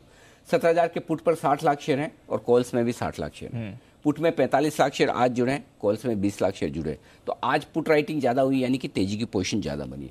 सुबह एक सेंटेंस मैंने लिखा था, आपको ध्यान हो कि 1.25 का पुट कॉल रेशियो है और आज अगर तेजी होगी तो उसके बाद पुट कॉल रेशियो थोड़ा हायर साइड पर आ जाएगा और एक बार ऊपरी स्तरों पर प्रॉफिट बुकिंग आ सकती है, राइट? इस वक्त पुट कॉल रेशियो 1.35 पर पहुंचा है जी, जो कि ओवरबॉट साइड की तरफ है। बिल्कुल। और वहीं से आप देखिए 17,250 से प्रॉफिट बुकिंग आई। एक बार इस प्रॉफिट बुकिंग में 17,150-175 होल्ड करेगा, इसके नीचे आए तो 17,115 के आसपास आएगा, वहां पर फिर खरीदारी बनेगी। 17,115 पर फिर खरीदारी बनेगी। हो सकता है 17,150 से ही घूम जाए जी, पॉसिबल है, लेकिन मैं 17,115 के आसपास खरीदने के लिए ज्यादा कंफर्टेबल हूं। वहां पर अगर मिलता है, यानी कि यहां से 50 पॉइंट और नीचे आता है निफ्टी, तो कंफर्ट देगा आपको खरीदारी करने का। आज के डेज लो पर है, आज के डेज लो लग नहीं रहा है, मुझे कोई आश्चर्य नहीं है। और मैं आप जब हम 2 बजे भी ये बात कर रहे थे कि देखिए हमेशा ऐसा होता है ट्रेडिंग रेंज के हायर एंड पर आपको ये भ्रम देता है कि तोड़ने वाला है, नीचे के लेवल पे ऐसा लगता है तोड़ने वाला है, ऊपर भी, लेकिन वहीं से घूमता है। वो आपको रिस्क लेकर डिसिप्लिन के साथ ट्रेड करना होता है। अगर देखिए क्या होता है तो 100 पॉइंट आपकी जेब में है ना, आराम से, और टाइम नहीं लगा 100 पॉइंट exactly. तो यही बाजार की खूबसूरती खासियत है। तो अब 17,200 के ऊपर निकलने पर आपको फ्रेश तेजी करनी है। 17,200 के नीचे थोड़े से कमजोर है, 17,100 तुरंत सपोर्ट है, इसलिए 17,115 पर आपको खरीदारी करने की राय दी है। सिंपल ये आपके लिए हो गया डेटा। निफ्टी 35,000 मेक और ब्रेक लेवल है, 35,000 पर हाईएस्ट ओपन इंटरेस्ट है, पुट में 24 लाख शेयरों का, 35,000 के पर कॉल में भी 15 लाख शेयर है। तो बेसिकली जो दिख रहा है डेटा में न 35,000 के नीचे इसको बंद होना है, न 35,200 के ऊपर बंद होना है। और यही कहीं न कहीं दीप ऐसा लगता है कि टाइम पास कर लेगा, और इसीलिए आज क्लोजिंग बेसिस पे स्टॉप लॉस बैंक निफ्टी का 35,200 है, आप देखिए, और 35,200 के आसपास उसके ऊपर बंद होने में पसीना आ रहा है। बिल्कुल ये एकदम परफेक्ट मार्केट है, हर एक लेवल को रेस्पेक्ट ऊपर और नीचे की तरफ कर रहा है। तो देखते हैं क्या कुछ होता है। ठीक है, ठीक है, बिल्कुल सर। बट ये खबर पर एक बार थोड़ी और डिटेल्स भी ले लें सर। नई दिल्ली से हमारे संवाददाता अमरीश पांडे भी हमारे साथ जुड़ रहे हैं। अमरीश, बताइए एग्जैक्टली क्या क्या पाबंदियां इस समय दिल्ली सरकार ने लगाई हैं?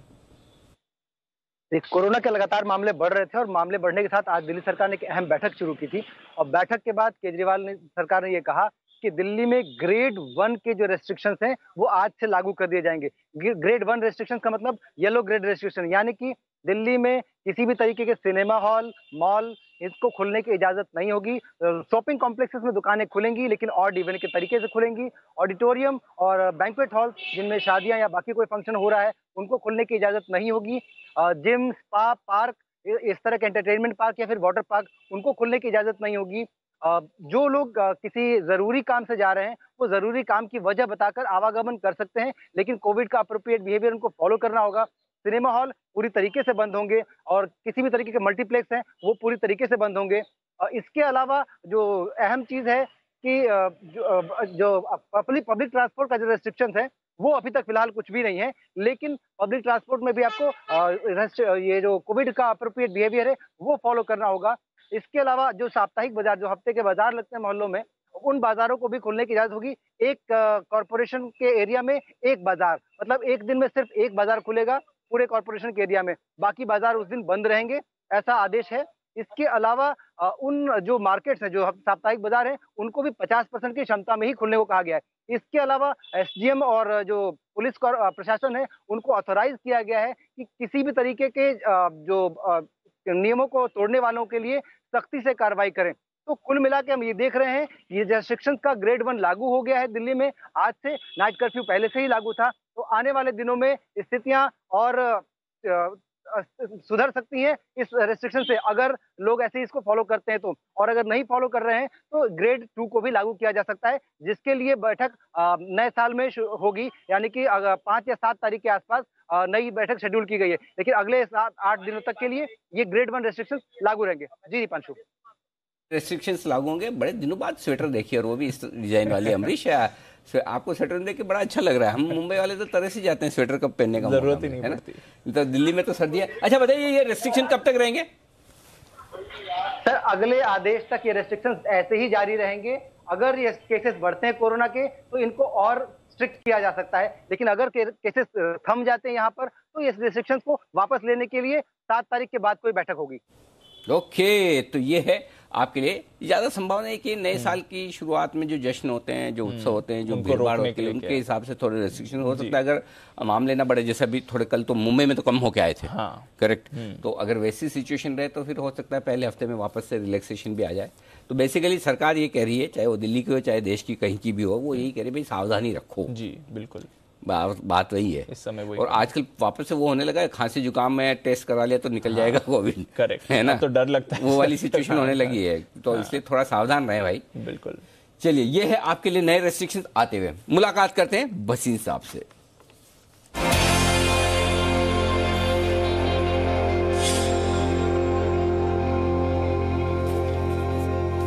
स्वागत है सर आपका। बताएं सर, सबसे पहले तो अपडेट्स। तो अपडेट आपको, सुबह टाटा मोटर कार था, देखिए आज आउट परफॉर्म किया है, 484 बिक गया, 490 का टारगेट है, 473 पे दिया था आपको। अल्ट्राटेक दिया था, देखिए आज का टॉप परफॉर्मर है, 7270 वाला, 7400 बिक गया। Bosch, UltraTech, Godrej property, LTTS सारे टारगेट हिट हो गए और टाटा केमिकल भी उसमें इंक्लूडेड है सर। अब आपके लिए 2 बाइज हैं जो मेरे हिसाब से यहाँ से आउट परफॉर्म कर सकते हैं, आप कहें तो मैं शुरू करूँ? बिल्कुल सर, प्लीज बताएं।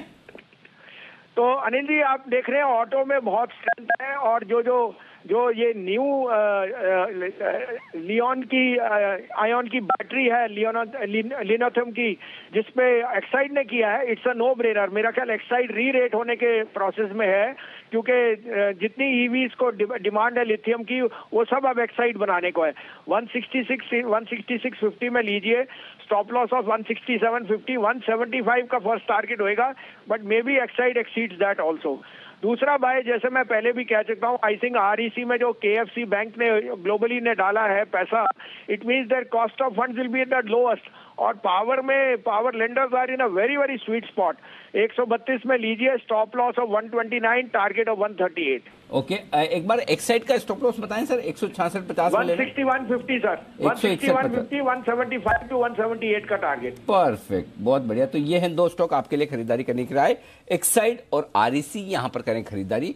बसीन साहब की राय 161.50 का स्टॉप लॉस, 175.50, 178 टारगेट। ये है आपके लिए एक्साइड के लिए। आरईसी का टारगेट 129 रुपए का स्टॉप लॉस। धन्यवाद बसीन साहब, ये दो बेहतरीन पिक्स हमारे दर्शकों के साथ शेयर करने के लिए। कल सुबह आपसे फिर होगी मुलाकात, तब आपसे लेंगे कुछ और बेहतरीन पिक्स। वापस से बाजार एक और आते हुए डरना नहीं, 7500 थोड़ा बहुत नीचे आएगा डिप मौका बन रहा है, वो मौका मिलता है। और थोड़े से हल्के, चूंकि हायर साइड पर हैं तो ओवरबॉट हैं, रेंज के हायर एंड पे, तो हल्के हल्के मौके ये बीच में आपको बाजार देता है, वहां पर फिर से खरीदारी करनी है। अगर आप दोनों तरफ ट्रेड कर सकते हैं, वेल एंड गुड, नहीं तो कोई बात नहीं, एक तरफ का रुझान आपका क्लियर कट बना रहना चाहिए। बिल्कुल सर। तो थोड़ा इनिशियल रिएक्शन के बाद बाजार अब संभलते हुए दिख रहे हैं।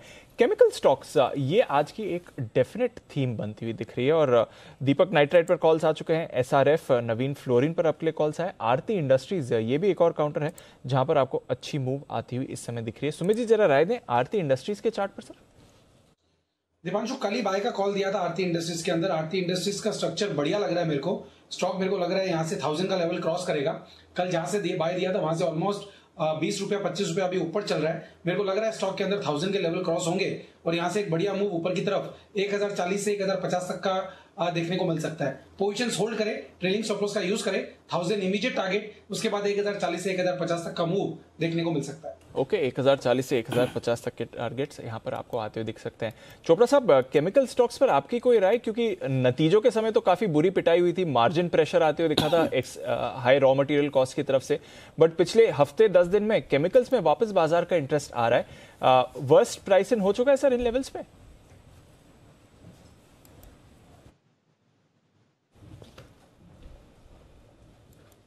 चोपड़ा साहब, आपका ऑडियो म्यूट हो गया सर। करेक्शन पार्ट होते हैं बुल मार्केट के, और करेक्शन हो चुका है। मुझे लगता है काफ़ी अच्छा करेक्शन हुआ है केमिकल स्टॉक्स में।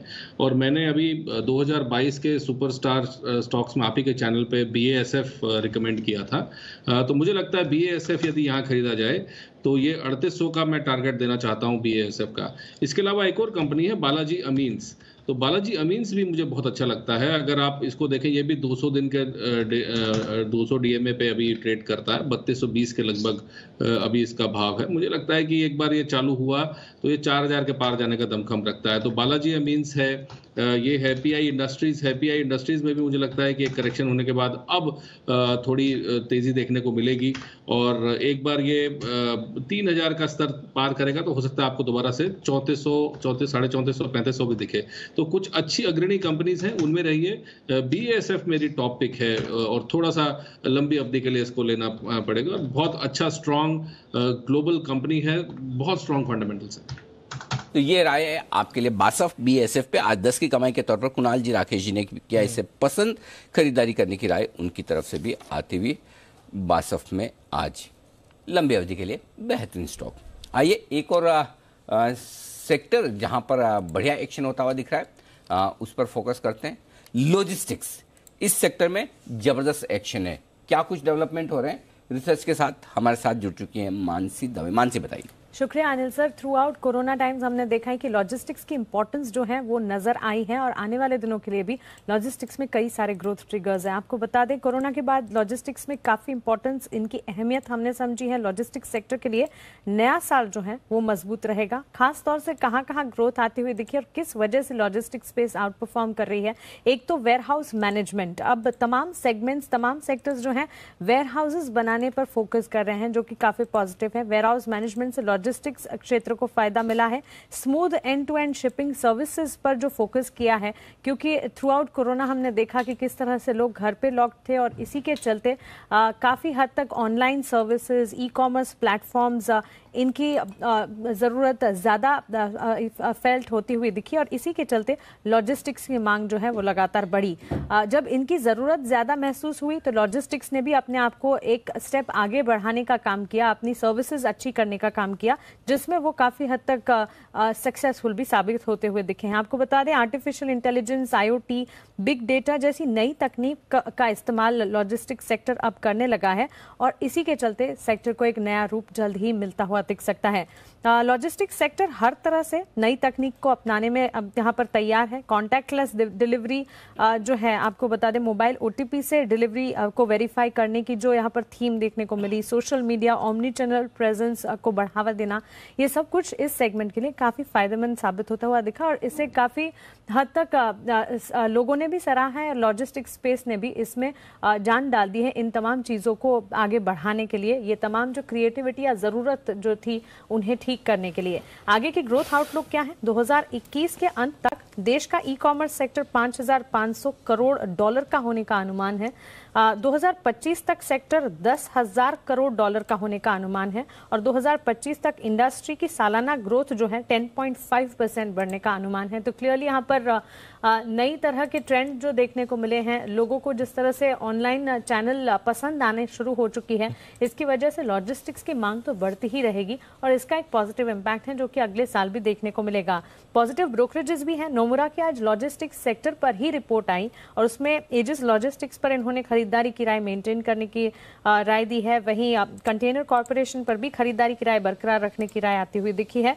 गुजरात पीपावाव पर नोमुरा की रिपोर्ट आई, इसमें भी बाई कॉल मेंटेन करने की राय है और साथ ही अदानी पोर्ट्स पर भी पॉजिटिव रिपोर्ट ही आती हुई दिखी है। तो लॉजिस्टिक्स स्पेस है, धीरे धीरे आगे बढ़ा है और यहाँ पर आप ब्रोकरेजेस भी बुलिश नजर आ रहे हैं। ओके, तो कई सारे ऐसे स्टॉक्स हैं लॉजिस्टिक्स से जुड़े हुए जहां पर खरीदारी की राय बड़े ब्रोकरेजेस की तरफ से आती हुई दिख रही है और सेक्टर को लेकर जबरदस्त डेवलपमेंट पॉजिटिव साइड पर होते हुए दिख रहे हैं। बाजार भी फिर से पॉजिटिव होता हुआ 17,200 पर आता हुआ निफ्टी एक झटका जो लगा था दिल्ली की खबरों के बाद वहां से वापस ऊपर की तरफ बनता हुआ और बैंक निफ्टी भी वही 35,000 के लेवल को नहीं तोड़ेगा, वो कॉन्फिडेंस ठीक रहा। दीप वापस आ गया 35,150 पर बैंक निफ्टी भी। तो डेटा काम करते हैं, कमाल करते हैं, ये साफ आपके लिए दिख रहा है। एनएमडीसी को लेकर थोड़ी खराब खबर, फाइन और के दाम 4,560 से घटाकर 460 यानी कि लगभग 10-12% दाम में कटौती की है एनएमडीसी ने, यानी कि लगभग 10-12% दाम में कटौती की है एनएमडीसी ने। इस वक्त तो एनएमडीसी के लिए थोड़ी सी खराब खबर है। एक और स्टॉक है जो छोटे प्राइस का स्टॉक है लेकिन सुमित जी के काम का है। सुमित जी, यूनाइटेड फॉस्फोरस की यूपीएल की जो होल्डिंग कंपनी है, जहां होल्डिंग कंपनी नहीं, जहां इनके पास अच्छी खासी हिस्सेदारी है, यूनिफोर्स एंटरप्राइजेस। जरा इस स्टॉक को देखिए, थोड़ी देर पहले मैं देख रहा था 20% के आसपास का ऊपरी सर्किट नजर आया था इस स्टॉक में। यूनिफोर्स एंटरप्राइजेस अभी भी ऊपर है, मजबूती के साथ ट्रेड करता हुआ दिखा है। ये आपके सामने लेकर आएंगे स्टॉक, जबरदस्त एक्शन में इस वक्त आपको नजर आएगा। जी हाँ, ओहो 20% का ऊपरी सर्किट है। अब चार्ट्स पूछूंगी नहीं पूछू, फायदा तो है नहीं। अब चल देख ही लिया तो बता दीजिए कल के लिए चार्ट्स। अनिल जी, सर्किट पे है स्टॉक और पिछले 6 महीने के हायर लेवल्स पे आ चुका है। 144-145 के ऊपर जब ये कल निकलता है तो उसके बाद स्टॉक के अंदर फिर मोमेंटम बढ़ेगा और फिर 160 रुपए से लेके 175 रुपए तक का मूव यूनिफोर्स के अंदर देखने को मिल सकता है। जिन्होंने भी बाय किया है वो लोग पोजीशन होल्ड करें, ट्रेलिंग स्टॉप लॉस का यूज करें, जो कि नीचे में करीब 138 रुपए 137 रुपए के आसपास बनेगा और ऊपर में 144 के ऊपर 160 से 175 का मूव जल्दी देखने को मिल सकता है। यूनिफोर्स एंटरप्राइजेस ये है वो स्टॉक जिससे फायदा यूनाइटेड फॉस्फोरस यानी कि यूपीएल की तेजी से मिलता है। यूपीएल भी आज हरे निशान में ट्रेड करता हुआ दिख रहा है बाजार के मूड माहौल के साथ में। 760 रुपए के आसपास हमारा पिक ऑफ द डे भी था और अगर आपके पास में है तो इसे जरूर होल्ड करें। बिल्कुल 740 के स्टॉप लॉस के साथ होल्ड करें। 740 ही था शायद स्टॉप लॉस का लेवल, 740 होल्ड करने की राय। अनयूजुअल सी पिक थी, मतलब यूजुअली कोई ट्रिगर आता है तो आप पिकअप करवाते हैं या वो है, बट नहीं तो फिर क्या वो ट्रिगर वाले में मौका ही नहीं मिलता लोगों को। वो पहले से गैप से खुल जाता है। तो ये क्या आपसे लेकर बजट तक महीने भर के लिहाज से थीम के हिसाब से। हाँ, चोपड़ा साहब आपकी नजर में है यूपीएल, कोई राय? देखिए, मैंने पहले भी बोला अभी अनिल जी कि जो अग्रणी कंपनीज हैं केमिकल में, मैंने उनका नाम लिया, पर हालांकि यूपीएल मुझे लगता है अभी भी थोड़ा सा प्रेशर में रह सकता है। अच्छी कंपनी है, इसमें कोई दो राय नहीं है, बट अगेन मैं इसको पहले 795-96 से ऊपर ट्रेड करता हुआ देखना चाहूंगा। उससे पहले मैं अभी बाय कॉल तो नहीं दूंगा, मगर जो मैंने दूसरी कंपनीज बोली हैं उसमें मेरे को निश्चित रूप से बालाजी एमिन्स में, BASF में अच्छी तेजी दिखती है। और सुमिटोमो केमिकल भी एक और कंपनी है जो मैं उस समय बताना रह गया। सुमिटोमो केमिकल्स में भी बहुत अच्छा कंसोलिडेशन हुआ है, करेक्शन हुआ है, और यहाँ से चलेगा तो 430-440 तक जा सकता है। तो ये कुछ मेरे पसंदीदा शेयर है। यूपीएल से अभी फिलहाल मैं कन्विंस नहीं हूँ। बात नहीं, ठीक है सर। तो यूपीएल से फिलहाल कन्विंस कम है, ना खरीदें, ये रहा है चोपड़ा साहब की तरफ से। आइए बैन से बेनिफिट। आशीष आज बहुत टाइम से आ गए 3 बजे। हाँ सर, टाइमली अपडेट्स भी हैं कुछ। बिगुल जी? बिल्कुल सर। चलिए बैन से बेनिफिट का बिगुल।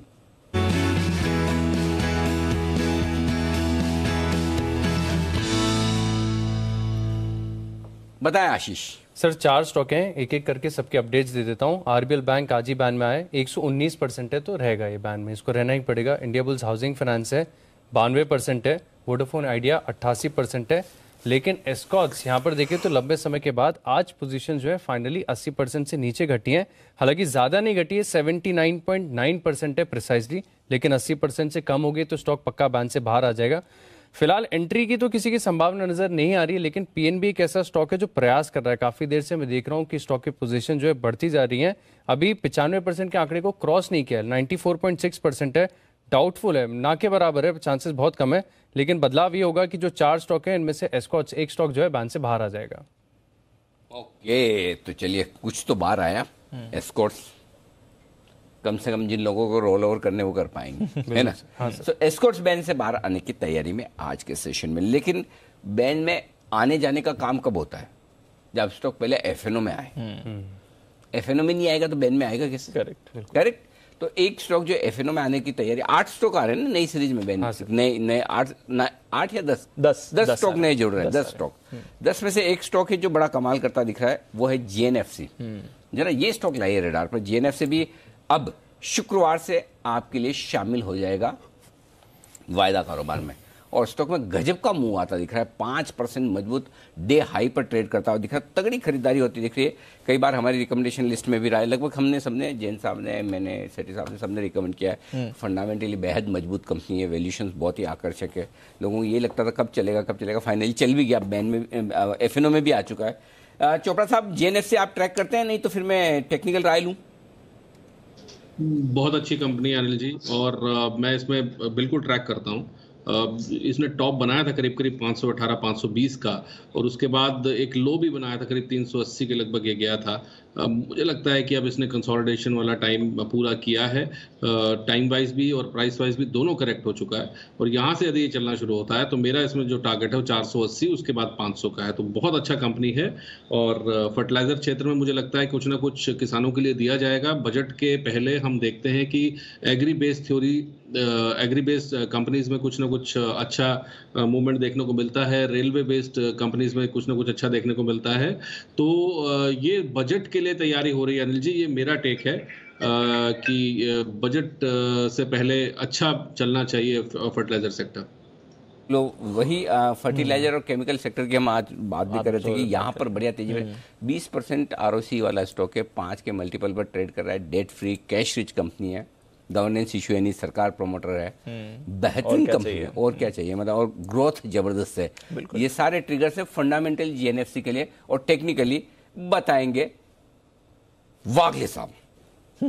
वागले साहब भी सोच रहे होंगे कैश मार्केट का स्टॉक मुझे कहाँ दे दिया, लेकिन वागले साहब आपको ही बताना पड़ेगा, और क्यों बताना पड़ेगा वो भी बता दूं कि जो स्टॉक 5-7% बढ़ जाए या घट जाए ना, उनके चार्ट्स देखने की महारत वागले साहब की जबरदस्त है। मतलब बड़े ब्रेकआउट वाले और ये नीचे के या बड़े ब्रेकडाउन वाले चार्ट देखते हैं।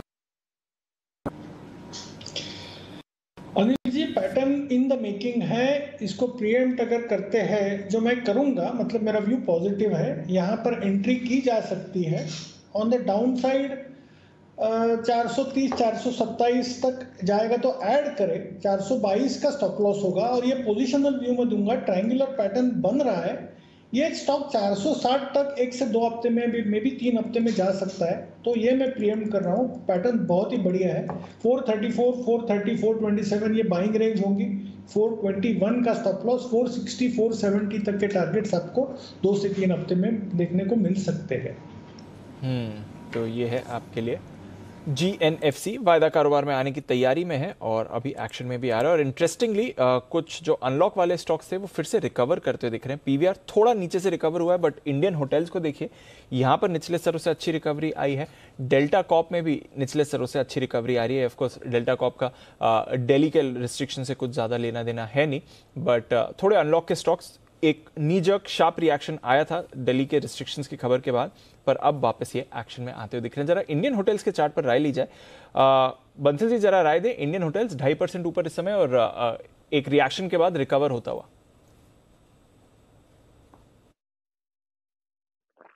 बिल्कुल दीपांशु, रिएक्शन के बाद कवर हुआ है। पिछले 2 दिन के हाईज के ऊपर स्टॉक निकला हुआ है। 180 नीचे में अच्छा सपोर्ट है, ये स्टॉप लॉस है। और टेक्निकली मुझे लगता है ऊपर में 187.5 के टारगेट के लिए इंडियन होटल को बाई किया जा सकता है। ओके, 187.5 के टारगेट की खरीदारी करें। अच्छा, जेके टायर ये काउंटर है जहां पर अच्छी मूव आ रही है। जब शो की हमने शुरुआत करी थी तो 5-6% ऊपर था, अब एक फ्रेश और बड़ा स्पाइक आ रहा है। सुमित जी जरा राय दें जेके टायर्स पर। लॉन्ग पोजीशंस होल्ड करें दीपांशु। स्टॉक के अंदर मोमेंटम स्ट्रांग बना है, 5 दिनों के हायर लेवल्स पे आ चुका है और 200 DMA लेवल भी आज स्टॉक ने ब्रेक किया है। स्टॉक यहां से ऊपर में 150 रुपए का पहला टारगेट दिखाएगा और 150 के ऊपर सस्टेन करने पर रैली एक्सटेंड करेगा, फिर 160 से 165 तक का मूव भी देखने को मिल सकता है। पोजीशन होल्ड करें, यहां से ऊपर का मूव देखने को मिलना चाहिए। तो ये है आपके लिए जेके टायर।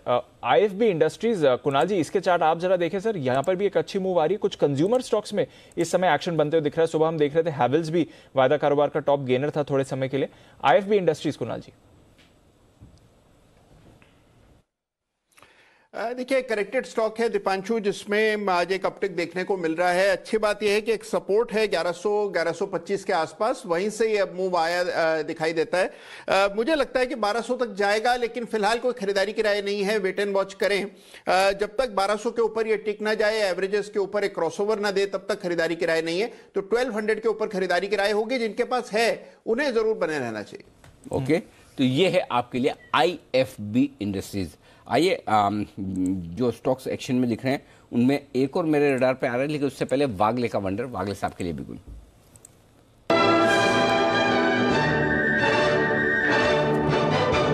बताएं वागले साहब। अनिल जी, ये स्टॉक हमने अभी यही लेवल पे 21 रुपए 15 रुपए नीचे हमारे क्लाइंट्स को BTST के तौर पे दिया है। क्लियर कट ब्रेकआउट है। स्टॉक का नाम है मेट्रोपोलिस। 3452 के करंट भाव पे बाय करना है। एक 10 रुपए के नीचे आता है तो ऐड करना है। 3410 का आपका स्टॉप लॉस होगा। 3530 तक के अपसाइड में देख रहा हूं। यहां से एक 60 से 70 रुपए की मूव आपको कल ही मिलनी चाहिए। ओके, तो ये है आपके लिए एक और स्टॉक जहां पर आपको रखना है फोकस, और वो है मेट्रोपोलिस। खरीदारी करने के लिए 3410 का लगाइएगा स्टॉप लॉस, और टारगेट ऊपर की तरफ 3530 के बनते हुए दिखेंगे। खरीदारी यहां पर भी कर सकते हैं। कोरोना का डर मेट्रोपोलिस के लिए अच्छा, और बाकी रीओपनिंग थीम वाले स्टॉक्स के लिए थोड़ा खराब, लेकिन स्टॉक वापस बढ़कर भी उतनी ही तेजी से आ रहे हैं। बिल्कुल सर। एक स्टॉक जिसका जिक्र अभी हम कर रहे थे GNFC के साथ साथ हमारे रिसर्च टीम कर रही है कि एक और स्टॉक आपको देखना चाहिए। सॉरी, GSFC का जो हम जिक्र कर रहे थे उसके साथ GNFC भी देखना चाहिए। GNFC तो हमने देख लिया, सॉरी होगी GSFC देखना चाहिए। और GSFC ये वो स्टॉक है जिसके पास GNFC की 20% स्टेक भी है। तो जो GSFC ये 122 रुपए वाला है, इनके पास 20% स्टेक है। किसकी? जो ये बड़ा वाला है GNFC 430 वाला GNFC। अच्छा, मजे की बात क्या है, जो 20% स्टेक है उसकी वैल्यू GSFC के पूरे मार्केट कैप के बराबर है। तो बाकी का सारा बिजनेस, बिल्डिंग, प्लांट, मटेरियल, ये डेटा वेटर, बैलेंस शीट सारी फ्री। तो GSFC के पास जो है एसेट्स, उसी की वैल्यू मतलब जो GNFC की स्टेक है 20%, उसकी वैल्यू ही मार्केट कैप के बराबर है। तो ये एक और दूसरा स्टॉक है जो कई बार रिकमेंडेशन लिस्ट में रहा है। ये भी बहुत ही बेहतरीन एक कंपनी है। हालांकि ये FNO में नहीं आ रहा, जो FNO में आ रहा है वो तेज दौड़ लगा रहा है, लेकिन फंडामेंटली वैल्यूएशंस के लिहाज से ये स्टॉक भी आपके लिए बहुत ही जबरदस्त है। तो जीएसएफसी एक बार इसके चार्ट्स भी देखे जाए, इस पर भी राय ली जाए। सुमित जी बताएं जीएसएफसी पर राय। अनिल जी, जीएसएफसी में पोजीशंस होल्ड करें, स्टॉक के अंदर मोमेंटम बनेगा। 124 का अभी भाव चल रहा है, स्टॉक यहां से एक बढ़िया मूव ऊपर की तरफ दिखाएगा। जैसे 125 का लेवल लिखा 125 का लेवल क्लोजिंग बेसिस पे निकालेगा। 125 के ऊपर क्लोजिंग देखने को मिलते ही स्टॉक में मोमेंटम बनेगा। फिर 135 से 140 रुपए तक का मूव आने वाले दिनों में जीएसएफसी में देखने को मिल सकता है। पोजीशंस होल्ड करें, 125 के बाद फ्रेश खरीदारी करें। 135 140 के लेवल जल्दी ही देखने को मिलेंगे। और अनिल जी, यहाँ पर एक बिगुल भी एक बाय का स्टॉक रडार में है। ओके, तो ये है आपके लिए बाय का स्टॉक। लेकिन जीएसएफसी का जो इन्वेस्टमेंट है उसकी वैल्यू, उस इन्वेस्टमेंट वैल्यू में जो जेएनएफसी के पास स्टॉक है प्लस उनके जो इन्वेस्टमेंट दूसरे म्यूचुअल फंड कैश इन्वेस्टमेंट जो है दोनों की वैल्यू मिलाकर, तो बेसिकली इन्वेस्टमेंट की वैल्यू मार्केट कैप के बराबर है। और बाकी तो है ही है दूसरे बिजनेसेस जो आपके लिए। आइए बिगुल सुमित जी के लिए।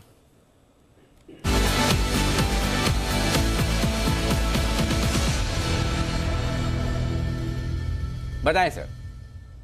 अनिल जी, बहुत दिनों के बाद ये स्टॉक बाय के लिए दे रहा हूं। जब ये स्टॉक 18 से 20 रुपए के आसपास चलता था तब देता था, उसके बाद इसमें एक कंसोलिडेशन आया है और अब लग रहा है ये स्टॉक वापस से ऊपर का मूव दिखाएगा। 43 रुपए 25 पैसे, 43 रुपए 50 पैसा अभी भाव है। स्टॉक का नाम है एनबीसीसी। एनबीसीसी के अंदर मोमेंटम बन रहा है। एनबीसीसी एक कंसोलिडेशन के बाद अब ऊपर का मूव दिखाने का शुरुआत कर रहा है। आज दूसरा दिन है जब स्टॉक ने लोअर लेवल से रिबाउंड दिखाया है और रिसेंट के जो स्विंग हाई 3 दिन पहले लगे थे वो ब्रेक हुए हैं। 48 से 50 रुपए का टारगेट मेरे को लग रहा है जल्दी शॉर्ट टर्म में एनबीसीसी में देखने को मिलेगा। 48 से 50 के immediate short term trading target के लिए एनबीसीसी में खरीदारी करें। स्टॉक का जो नीचे में चार्ट्स के ऊपर सपोर्ट दिखाई दे रहा है वो 41 से 42 के आसपास है। तो टू बी वेरी प्रिसाइज 41 का स्टॉप लॉस लगाएं, पोजीशंस होल्ड करें, फ्रेश खरीदारी करें। 48 से 50 इमीडिएट शॉर्ट टर्म के टारगेट, पोजिशन टारगेट और बड़े होंगे इसके अंदर। ओके, तो ये है आपके लिए राय इस वक्त एनबीसीसी में खरीदारी करने की 41 रुपए के स्टॉक। आज के लिए कुणाल जी राकेश जी, आप लोग दिल्ली वाले स्टॉक कोई भी रिकमेंड नहीं करते, कोई खास वजह इसकी?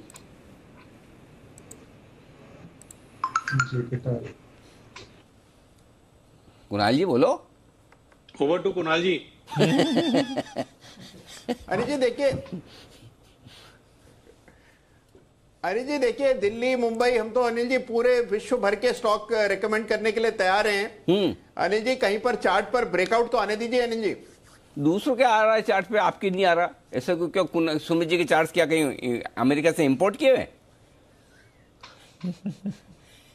नहीं अनिल जी 50 रुपए से कम वाले शेयर तो सारे सुमित जी के लिए छोड़ दिए अनिल जी हमने। हाँ, ये बात तो ठीक है।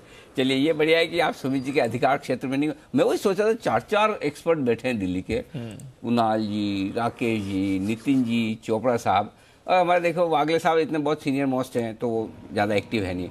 सुमित जी हमारे बहुत यंगस्टर्स हैं तो उनको हम ठीक है ज़्यादा कम सीरियसली लेते हैं। तो बाकी चारों आप मिलके भी मुकाबला नहीं कर पा रहे हमारे दोनों का। तो चलिए, एनबीसीसी 50 से कम होने की वजह से सुमित जी आपके लिए छोड़ा गया है। 50 के पार निकलने के बाद आपके लिए कंपटीशन बढ़ेगा। फिलहाल 48 और 50 के टारगेट के लिए करनी है आपको खरीदारी एनबीसीसी में। ये है आपके लिए राय इस वक्त। और इस बीच कुछ और स्टॉक्स जो जबरदस्त एक्शन में आते दिख रहे हैं। एक स्टॉक है मेरे ख्याल से एनआईटी लिमिटेड, आज रिकमेंडेशन लिस्ट में तो आया था कहीं, तो सिमी का था। ओह, सिमी का शॉर्ट स्टॉक था। गजब का रिकमेंडेशन और स्टॉक में तगड़ा एक्शन होता दिख रहा है। कुणाल जी इसके चार्ट्स देखिए।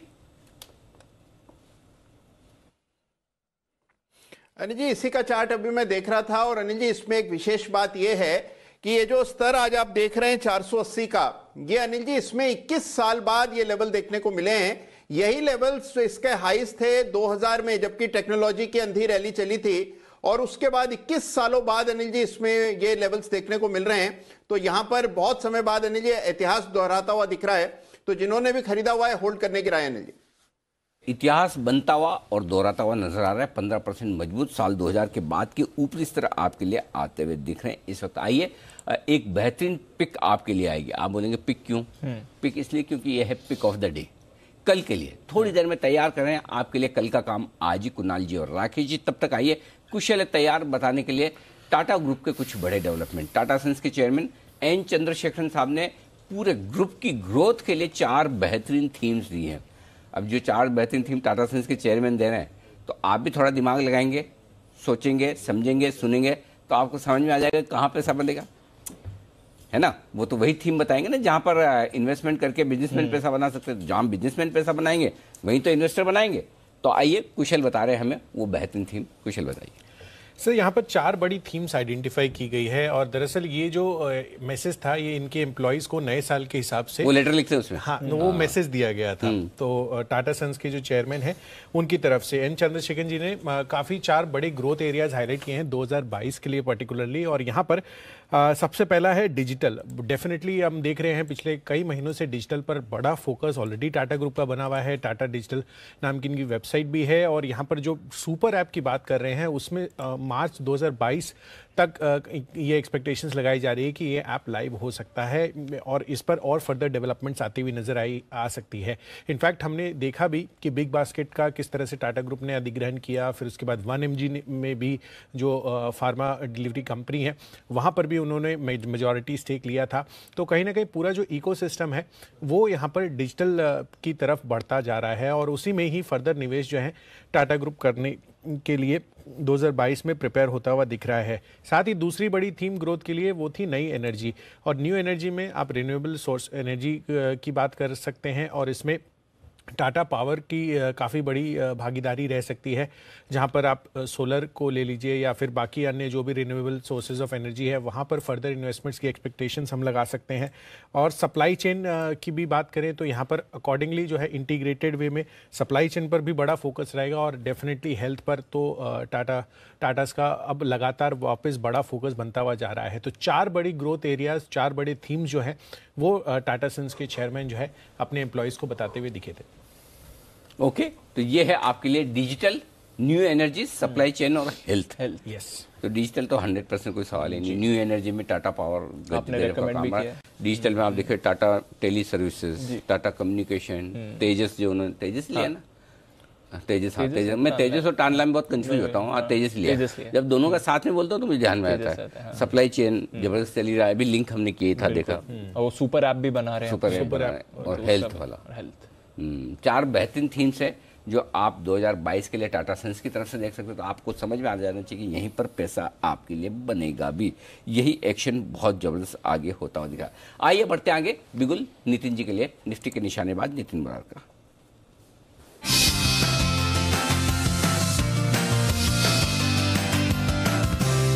बताएं नितिन जी।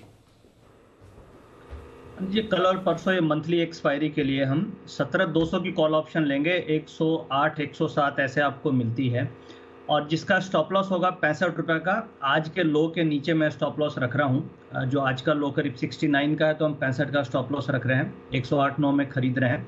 टारगेट 150, 160 हो सकते हैं।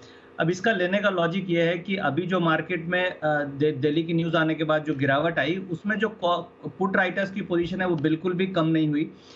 जैसे कि न्यूज़ आने के पहले 17,200 में पुट्स करीब 45 लाख के थे पुट राइटर्स और न्यूज़ आने के बाद अभी करीब 40 लाख शेयर हैं, तो केवल 5 लाख शेयर्स का रिडक्शन है। अगर आप 17,100 में देखेंगे तो करीब उस समय 23 लाख थे, अभी भी 22-23 लाख ही हैं। इनफैक्ट एक और डेटा मुझे दिख रहा है कि 17,300 की पुट राइटर्स एक्टिव हो गए हैं, जिसमें करीब 10 लाख 11 लाख शेयर्स का ओपन इंटरेस्ट एडिशन है, यानी इन द मनी पुट्स में राइटिंग हो रही है। तो ये केवल पुट कॉल रेशियो और पुट एडिशंस के डेटा के बेसिस पे मैं कॉल ऑप्शन ले रहा हूँ और ऐसा लग रहा है कि एक्सपायरी 17,300 के ऊपर होनी चाहिए, क्योंकि नेगेटिव न्यूज़ आने के बाद भी मार्केट हाइस के आसपास आ गई है। तो यानी नेगेटिव न्यूज़ जो भी आई उसको मार्केट एडजस्ट कर चुकी है। तो हम 17,200 की कॉल ऑप्शन ले रहे हैं, जिसके टारगेट 150, 155 होंगे, स्टॉप लॉस 65 रुपये का होगा। ओके, तो ये है आपके लिए 17,200 का कॉल ऑप्शन खरीदारी करने की राय परसों की एक्सपायरी का। आइए जल्दी से Himanshu ji life line use कर रहे हैं, फोन अ फ्रेंड देंगे आपको BTS DT।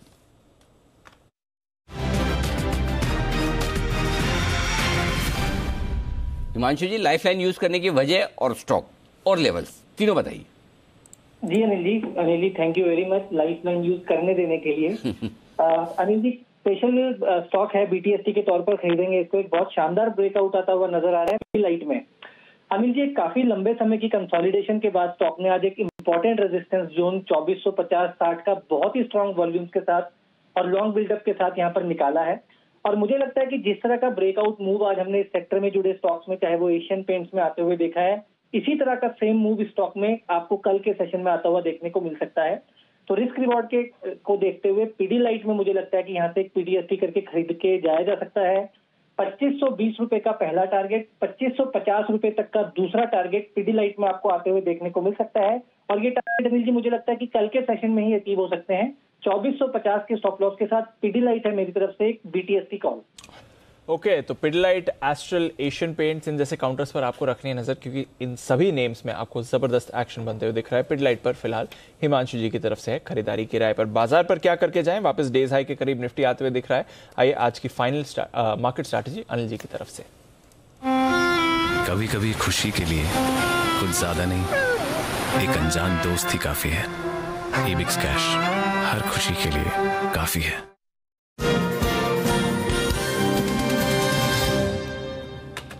Anil ji, Dow futures में चुस्ती आती हुई दिख रही है सर। 80 पॉइंट्स ऊपर डेज हाई पर डाउ फ्यूचर्स ट्रेड कर रहा है। नैस्डैक फ्यूचर्स डेज हाई पर ट्रेड कर रहे हैं करीब 0.5% ऊपर। यूके के बाजार बंद है, यूरोप में बाकी बाजार 0.5% ऊपर है। तो ग्लोबल मार्केट्स भी हमारे बाजार की तरह मोमेंटम में इस समय आते हुए दिख रहे हैं सर, क्या करके जाए? परसों आपने तो बोला था क्या 80% टाइम साल के आखिरी हफ्ते में डाउ ऊपर रहता है। डाउ ऊपर रहता है, हाँ, तो वो फॉर्मूले से चल रहा है बिल्कुल। तो डाउ भी ऊपर है। हमारे भी बाजार पिछले 6 में से 5 साल ऊपर बंद हुए हैं साल के आखिरी हफ्ते में, तो हम भी वही कर रहे हैं। तो और ऑलमोस्ट ब्रेकआउट 17,200 250 के ऊपर का ब्रेकआउट ऑलमोस्ट है। 100% शायद कल कंफर्मेशन आए, लेकिन एक अच्छी चीज जो दिखी दीप आखिरी 1 घंटे में, और वो ये कि जिस तरह से एक डिप आई, और डिप आने के साथ ही रिकवरी जितनी शार्प हुई है वो काबिल तारीफ है। पूरा गैप फिल हो गया, गैप एकदम से, मतलब जितना तेजी से गिरे उतना ही तेजी से बढ़े। बिल्कुल, ये बड़ी चीज है। तो इसलिए इसका मतलब क्लियर कट है, फ्लोज बहुत मजबूत है, सेलिंग का प्रेशर कम है, खरीदारी है, और ऐसे में आपको कल के लिए तेजी की पोजीशन बरकरार रखनी चाहिए। लेकर भी जा सकते हैं एक ही कंडीशन पर, अगर आपको 150 पॉइंट नीचे यानी कि 17,115 के आसपास कल फिर मिले तो वहां और ऐड करने की जगह रखें, नहीं कि 100 पॉइंट नीचे खुल जाए गलती से तो वहां पर बेचना है, क्योंकि आप ट्रेडिंग रेंज के हायर एंड पर खरीद रहे हैं। तो इसलिए मेरे ख्याल से लॉन्ग पोजीशन आप बरकरार रख सकते हैं। बैंक निफ्टी में भी और निफ्टी में भी अपनी पोजीशन बरकरार रखें, है तो भी रखें। अच्छा, मजे की बात है कि बहुत सारी शॉर्ट पोजीशन है, स्पेशली निफ्टी बैंक निफ्टी दोनों में ही, तो आपको निचले स्तरों पर शॉर्ट कवरिंग का फ्रेश खरीदारी का सहारा आता दिखेगा। इस बात की पूरी संभावना है कि कल आप 17,300 के आसपास और उसके ऊपर भी निफ्टी को निकलते हुए देखें, इसलिए लॉन्ग बरकरार रख सकते हैं। ओके, तो लॉन्ग बरकरार रखें। चलिए, तो ये बढ़िया बात है, लॉन्ग्स अपने बरकरार रखिए। बाजार अच्छी रिकवरी के मूड में है, और देखते हैं आज जो फाइनल क्लोजिंग आती है वो किन लेवल्स पर आती है, और फिर कल का मूड माहौल यहाँ से आपको कैसा बनते हुए दिखेगा।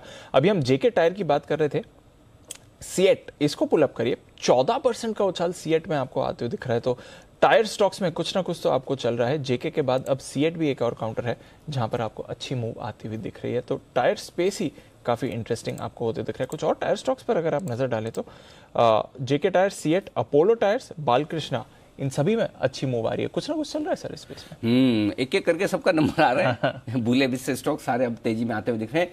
तैयार है कुणाल जी और Rakesh ji, pick of the day.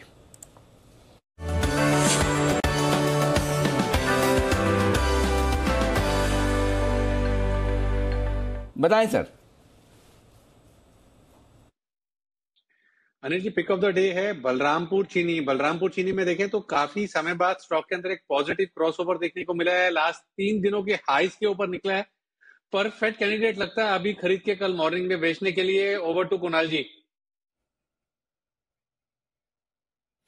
Anil ji, देखिए कंसोलिडेशन बलरामपुर चीनी में हमने देखा, और लगभग 1-1.25 महीने से स्टॉक एक दायरे में ट्रेड कर रहा था, और इस दायरे का जो ऊपरी छोर है वो 330 के आसपास था।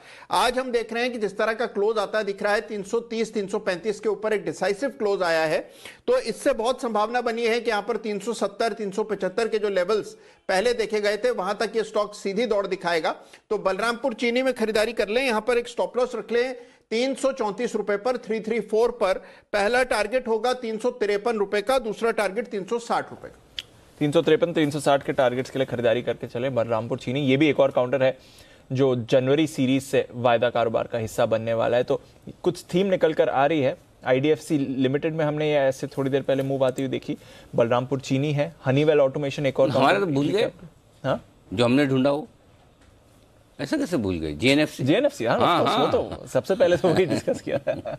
नहीं, ठीक बात है। ये सारे स्टॉक्स जो अच्छी बात नहीं भी हो रही कि आजकल जो बैन की लिस्ट का बार बार नाम आता है, एफएनओ की जो नई लिस्ट आ रही है, अच्छी क्वालिटी स्टॉक्स आ रहे हैं। सबसे बढ़िया चीज है कि स्टॉक्स अच्छी क्वालिटी के हैं। एक जमाना था एफएनओ में ऐसे स्टॉक आते हैं जो बाद में मतलब गायब ही, मतलब कंप्लीटली डीलिस्ट, ऐसे बहुत सारे स्टॉक है। लेकिन अब जो स्टॉक आ रहे हैं वो कंपैरेटिवली क्वालिटी वाइज बहुत बेहतर है। बिल्कुल, ये अच्छी बात है। एनबीसीसी भी एक और काउंटर जिस पर अभी सुमित जी राय दे देते हैं। सुमित जी जरा हिंदुस्तान कॉपर पर भी राय दे दें। थोड़ी देर पहले ये भी अच्छे एक्शन में था और वायदा कारोबार में ये भी आने वाला है। बहुत बढ़िया एक्शन में दीपांशु स्टॉक हिंदुस्तान कॉपर के अंदर आप देखो आज एक स्ट्रॉन्ग कैंडल फॉर्म हुई है और जो ये वायदा कारोबार में आने वाले इन सब स्टॉक्स के अंदर मोमेंटम बन रहा है और एक एक करके सब ऊपर का मूव दिखा रहे हैं। स्टॉक यहां से ऊपर में 135 से 140 रुपए तक का मूव दिखा सकता है। पोजीशंस होल्ड करें, यहां से अभी और ऊपर का मूव देखने को मिलेगा। बिल्कुल, तो 135 से 140 के टारगेट के लिए यहां पर आप होल्ड करके चल सकते हैं हिंदुस्तान कॉपर। ये भी एक और काउंटर जो वायदा कारोबार का हिस्सा बनेगा। चलिए फिर क्लोजिंग की तरफ बढ़ते हैं और जबरदस्त एक्शन बैक टू बैक आपने बाजार में आते हुए देखा। कल इंपॉर्टेंट लेवल्स के ऊपर बाजार बंद हुए और आज एक और इंपॉर्टेंट लेवल के ऊपर या आसपास ही बाजार बंद होने के लिए है तैयार। 17,250 के करीब है निफ्टी। सन फार्मा, इसकी भी मॉल्यूपिराविर दवाई को मंजूरी मिल गई है, तो यहां पर 3% का उछाल आपने देखा। एशियन पेंट्स शो की शुरुआत से ही 3% ऊपर, अभी भी गेन्स होल्ड करते हुए।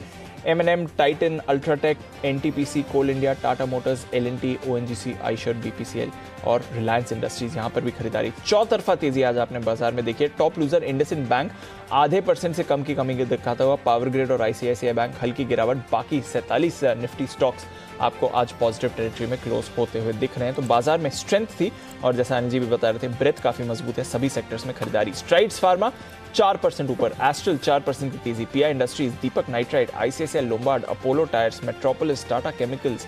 RBL बैंक बैन में है पर 3% ऊपर। बालकृष्णा, IRCTC, अंबुजा, साथ ही SRF, City Union Bank, Alembic Pharma, Birlasoft, GAIL और गुजरात गैस कुछ और काउंटर जहां पर आपने बढ़िया खरीदारी देखी है।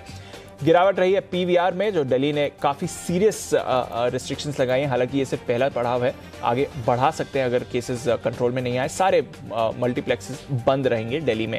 फर्स्ट सोर्स सोल्यूशन मुनाफा वसूली दिखाता हुआ। AB fashion, India mart, Shriram transport finance, IGL, Dixon technologies, granules, Torrent pharma, power grid, साथ ही PNB, इंटरग्लोब और JKCMN यहां पर आपको गिरावट आती हुई दिखी। आज की नई लिस्टिंग, इस पर भी रखिएगा नजर। सुप्रिया लाइफ साइंसेज अच्छी लिस्टिंग हुई थी, फिर थोड़ी मुनाफा वसूली हुई, बट 390 के करीब। नई लिस्टिंग से याद आया, एक नई लिस्टिंग वाला शेयर मैप माई इंडिया जी, जिसका जिक्र 2-3 दिन पहले सेठी साहब ने भी किया था, मैंने भी कहा था कि ये दुगुना होने की ताकत रखता है। आज सुबह जिक्र हुआ, आशीष कुकरेजा साहब ने दिया उसको पोजिशनल पिक के तौर पर 2000 के टारगेट के लिए, और तब भी हमने कहा कि 2000 ये पक्का होगा, डबल होना है। लिस्टिंग पर भी हमारी बात हुई। बिल्कुल 12%। देखिए 12% मजबूत, जो क्वालिटी स्टॉक से वहां पर खरीदारी है। बहुत ही बेहतरीन कंपनी है और अगर आप फॉर्चुनेट है, आपको IPO में लगाए, अगर आप फॉर्चुनेट है कि आप सही वक्त पर एंटर कर पाएं। कुछ लोग मुझे पूछ भी रहे हैं क्या करना चाहिए।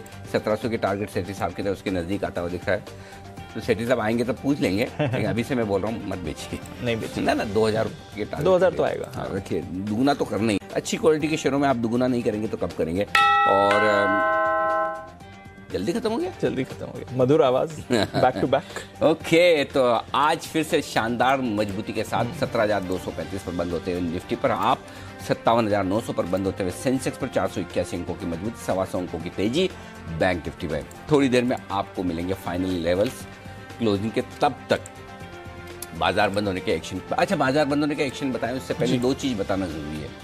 पहली चीज तो ये कि शुक्रवार को आप लोग तैयार हो जाइए, 3:30 बजे मस्ती की पाठशाला बिल्कुल आपके लिए फिर से आ रही है। और मस्ती की पाठशाला में आप बहुत ही बेहतरीन टॉपिक के साथ, टॉपिक अभी मैंने थोड़ा सीक्रेट रखा है, बताएंगे। लेकिन मस्ती की पाठशाला होगी और नए साल से जुड़ी हुई होगी। हाँ, इतनी हो सके। ये मजेदार। अभी एक चीज बता सकता हूँ, सिर्फ एक चीज जो आप जान लीजिए कि जाहिर सी बात है कि देखो 31 दिसंबर को कोई काम नहीं करना चाहता जी, करेक्ट। ये तो इसलिए हमने कहा कि 31 दिसंबर को बाकी सारे एक्सपर्ट छुट्टी ले कर ले, तो एक काम करो मस्ती की पाठशाला रखूं। हाँ। इस चक्कर में कोई जाएगा नहीं। करेक्ट। लेकिन मैं आपका फेस्टिव मूड खराब नहीं करना चाहता, तो 31 दिसंबर को यानी कि शुक्रवार को आप सब लोगों को छूट है, आप अपना पार्टी वेयर पहन सकते हैं। जो भी आपको लगता है कि मुझे ये वाली ड्रेस पहननी है, ये वाला जैकेट पहनना है, ये वाले कपड़े पहनने हैं, चमकती हुई शर्ट पहननी है, रंग बिरंगी पहन, आपकी जो मर्जी हो, जो आप पार्टी में पहन के जाना चाहते हैं वो ड्रेसअप करके आइए सुबह से। हाँ, सुबह से सबको मजे करने दिए पाटिल। हाँ, सबके लिए, अगर आप में हम तीनों सूट में बैठे हैं और बाकी सब और बंसल जी देखो एकदम ऐसा मतलब बिल्कुल मिथुन या गोविंदा जैसे बन के आए तो समझिए, तो फिर इसलिए सबके लिए तो सबके लिए जी जी जी कुणाल जी। अनिल जी देखिए, अनिल जी अब दिन ही कितने बचे हैं नए साल में अनिल जी, बाकी बचे हुए सप्ताह के लिए भी ये लागू कर दीजिए अनिल जी। हाँ वो भी आइडिया वैसे ठीक है, वो क्या है फिर वो आइडिया ठीक है लेकिन थोड़ा ज्यादा हो, क्योंकि क्या होता है अब जैसे आज से पार्टी की बात की ना कपड़ों की, तो अब से निकालेंगे, ढूंढेंगे बिल्कुल, धोएंगे, सुखाएंगे, प्रेस करेंगे, ये सारी प्रोसेस है ना लंबी। अच्छा बाय द वे, ये मिथुन और गोविंदा से याद है, जब हम कॉलेज में पढ़ते थे तो हमारे कॉलेज में जब कोई हमारे कलीग्स मतलब जो साथ में पढ़ने वाले बच्चे स्टूडेंट्स जो हम होते थे, वो अगर बहुत ज़्यादा तैयार होकर आते थे, हमारे ज़माने में उस समय मिथुन चक्रवर्ती सुपरस्टार होते थे, वो गरीबों के अमिताभ बच्चन माने जाते थे। जो बड़े फिल्म प्रोड्यूसर जो कम बजट वाली फिल्में बनाते थे, जो अमिताभ को अफोर्ड नहीं कर पाते, वो मिथुन को लेते थे। तो हम कॉम्प्लीमेंट ऐसे देते, बिल्कुल मिथुन लग रहा है, तो अब वो समझ नहीं पाते कि मतलब बड़ाई कर रहा है कि कॉम्प्लीमेंट है या सेम वैसे ही। तो आप जो भी गोविंदा, मिथुन जो आपके फेवरेट एक्टर्स हों, उनकी तरह के कपड़े आप पहनकर शुक्रवार को आ सकते हैं, लेकिन मस्ती की पाठशाला होगी 3:30 बजे शुक्रवार को। 147 अंकों की मजबूती के साथ निफ्टी 17,233 पर 477 अंक ऊपर है सेंसेक्स और 125 अंक ऊपर बंद हुआ है बैंक निफ्टी, और साथ ही डाउ फ्यूचर्स हल्के हरे निशान में आपको इस वक्त नजर आएंगे जो आज की क्लोजिंग आपको मिली। विदा लेने का वक्त है। कुणाल जी, राकेश जी, नितिन जी और चोपड़ा साहब, 4 दिल्ली के खास मेहमानों का शुक्रिया। सुमित जी आप फ्रेम में जल्दी से सामने देख लीजिए, थैंक यू करने का वक्त है। हाँ एकदम तन के एकदम स्ट्रेट खड़े हो जाइए, बैठ जाइए। सुमित जी का भी धन्यवाद, हाथ जोड़ दीजिए, नमस्ते कर लीजिए, आपका धन्यवाद हो रहा है। और साथ ही वागले साहब आपका भी बहुत बहुत शुक्रिया आज समय देने के लिए। कल सुबह आप सबसे फिर होगी मुलाकात। मुझे और दीप को दीजिए इजाजत,